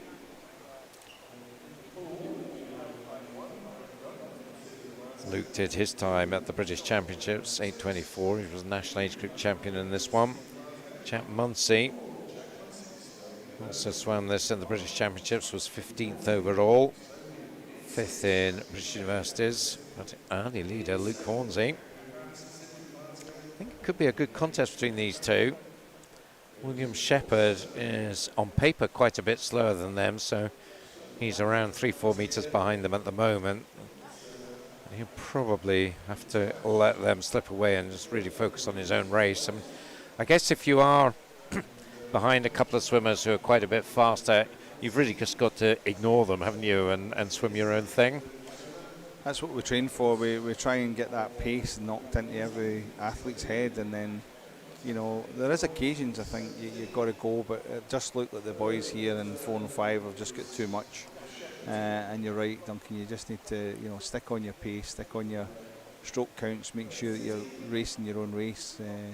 It's interesting when we get to the kind of international level, there's so many ways of swimming it now. Actually, you know, there's some of the athletes that we know now that are holding back on the first kind of 600 or this 800 and then really kind of coming forward in the last two. So it's a bit different, I think, here. I think these two guys are just too strong for the rest of the field, but you've got to just stay on your own pace, keep your own rhythm, make sure that you're actually worrying about your own race. Jack Munsey is the I think #1 rated distance swimmer in Scotland at the moment, so he'll be looking to progress through 20-year-old this year. Been in Stirling now for a couple of years, sort of went there during lockdown, and we'll be looking now to reap the rewards of the facilities that he's got to hand there. Luke in that very talented East Lothian programme, and Jamie Ward, Danny Kirkham, and he's certainly having an exceptional season and really staking his claim as the distance prospect for the future. Yeah, that programme in particular has really had, you know, taken off. I think it's really good to see. I think there's always been, well, for a little while now, even Matt Trodden, who's now the Edinburgh coach, who kind of maybe started the East Lothian thing yes, off. He did. From that moment, the guys have taken that forward, and it's been really good to see. And it has been a collection. You know, we did sit with them a couple of times in the snags, and it was nice to see how kind of nobody took the credit for anything. It was always a team thing, and maybe that's the thing that's the key in there, is that they're actually all working together towards a common goal. So it's lovely to see the swimmers come through that programme. Jack Munsey just starting to open up the gap now. Just in the last 100 metres or so, he's opened up a body length lead. Luke will have his own race plan and will know what he wants to do. Luke does look as if he's got something in there, doesn't he? He seems to be hanging in. I think Jack's skills, the underwaters especially, are pulling away, but Luke seems to be comfortable in the lengths and seems to be pulling back. It'll be interesting to see if Jack can kind of break rank a bit and put a bit of distance in, of whether Luke's going to keep catching him every length and maybe have some sort of go at the end of this 800. Yeah, it's interesting. Certainly Luke was really strong at the back end of the 1500 on Friday night, so you would think he will be keeping something back for the latter stages. But you're right about Jack Munsey's technical skills there through the turns. It seems to be where he's getting the advantages. Would that be a strength thing, or is that a skills thing? I think it's probably mainly a skills thing, is it? It's kind of both, to be honest with you, because one, you need to have the power shift off the wall, but even if you've got the power shift, you need to have it in the right direction, and it needs to be at the right time. So a lot of things that are missed on the turns is the timing of it. So if you can get your legs in the right position and you're in a strong push position when you're on the wall, it's then about streamlining and the butterfly kick. And Jack, I think, here is obviously excellent at that underwater butterfly, and they do call it the fifth stroke, the butterfly kick off the wall. And I mean, it's in every stroke now. It's possibly the first stroke, and the other four are behind it, because even in breaststroke you're allowed to do one butterfly kick off the wall. So you know, certainly for younger athletes, we absolutely encourage them to be amazing underwater, and you can see there that, I mean, Jack's getting effectively 3 meters every single length. If you counted up, the amount of meters that Jack swum with regards to what Luke swum, Luke's possibly swam more distance because Jack's using the skills underwater to give him that little bit of advantage at each turn. I mean, there you go. There's maybe a metre and a half, 2 meters, and it's kind of free. It's kind of free time, isn't it? So it wasn't so much the distance under the water, although he was a bit further, I think, pushing out, but it's just the speed, I think, that he came through that turn and out in the underwater phase there. It's that timing. If you can just snap the legs and get them in the right position, because a lot of kids can get round the wall quick, but they can't get their legs on the wall in the right position. He consistently is getting in a good, strong position to push off the wall. So 200 to go, 6:15.91 for Jack. So he has been pacing around about 63, 64s. So we're looking at something around his entry time, 8:21.40, I would have thought. So this is a pretty solid swim from him and from Luke with an entry time 8:24. They're both, I think, going to be there or thereabouts. So you're seeing top quality distance swimming here. I know we've only got the 6 swimmers, but these two are putting on a masterclass. Jack just holding his own, gradually building that lead, but Luke will come up to the 100 and we'll see what he's got left to maybe just push and give Jack something to think about in the final 100. So the bell sounds.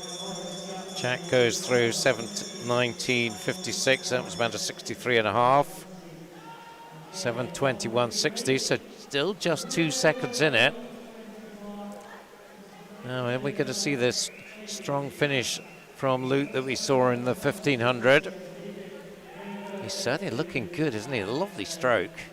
Well, he's up on the hip just about there, so interesting. This turn, I think, will be the difference between winning and losing this one. So Jack will be looking for another really good, strong turn here, just to make sure of it. He didn't get so much in that one over Luke. So Luke is going to give this a go down this last length. This is getting very interesting indeed. Jack Munsey has led throughout, but here comes Luke Hornsey. Is he going to edge it here? They're getting excited on the pool side because they are now almost stroke for stroke. Still Jack has it by maybe half a metre with 10 metres to go. It's going to go to the wire here because Luke Hornsey is coming through and he gets the win. Whoa, 28.69 for his final 50. Takes it by 8 hundredths per second, 8:20.53. Jack, 8:20.61.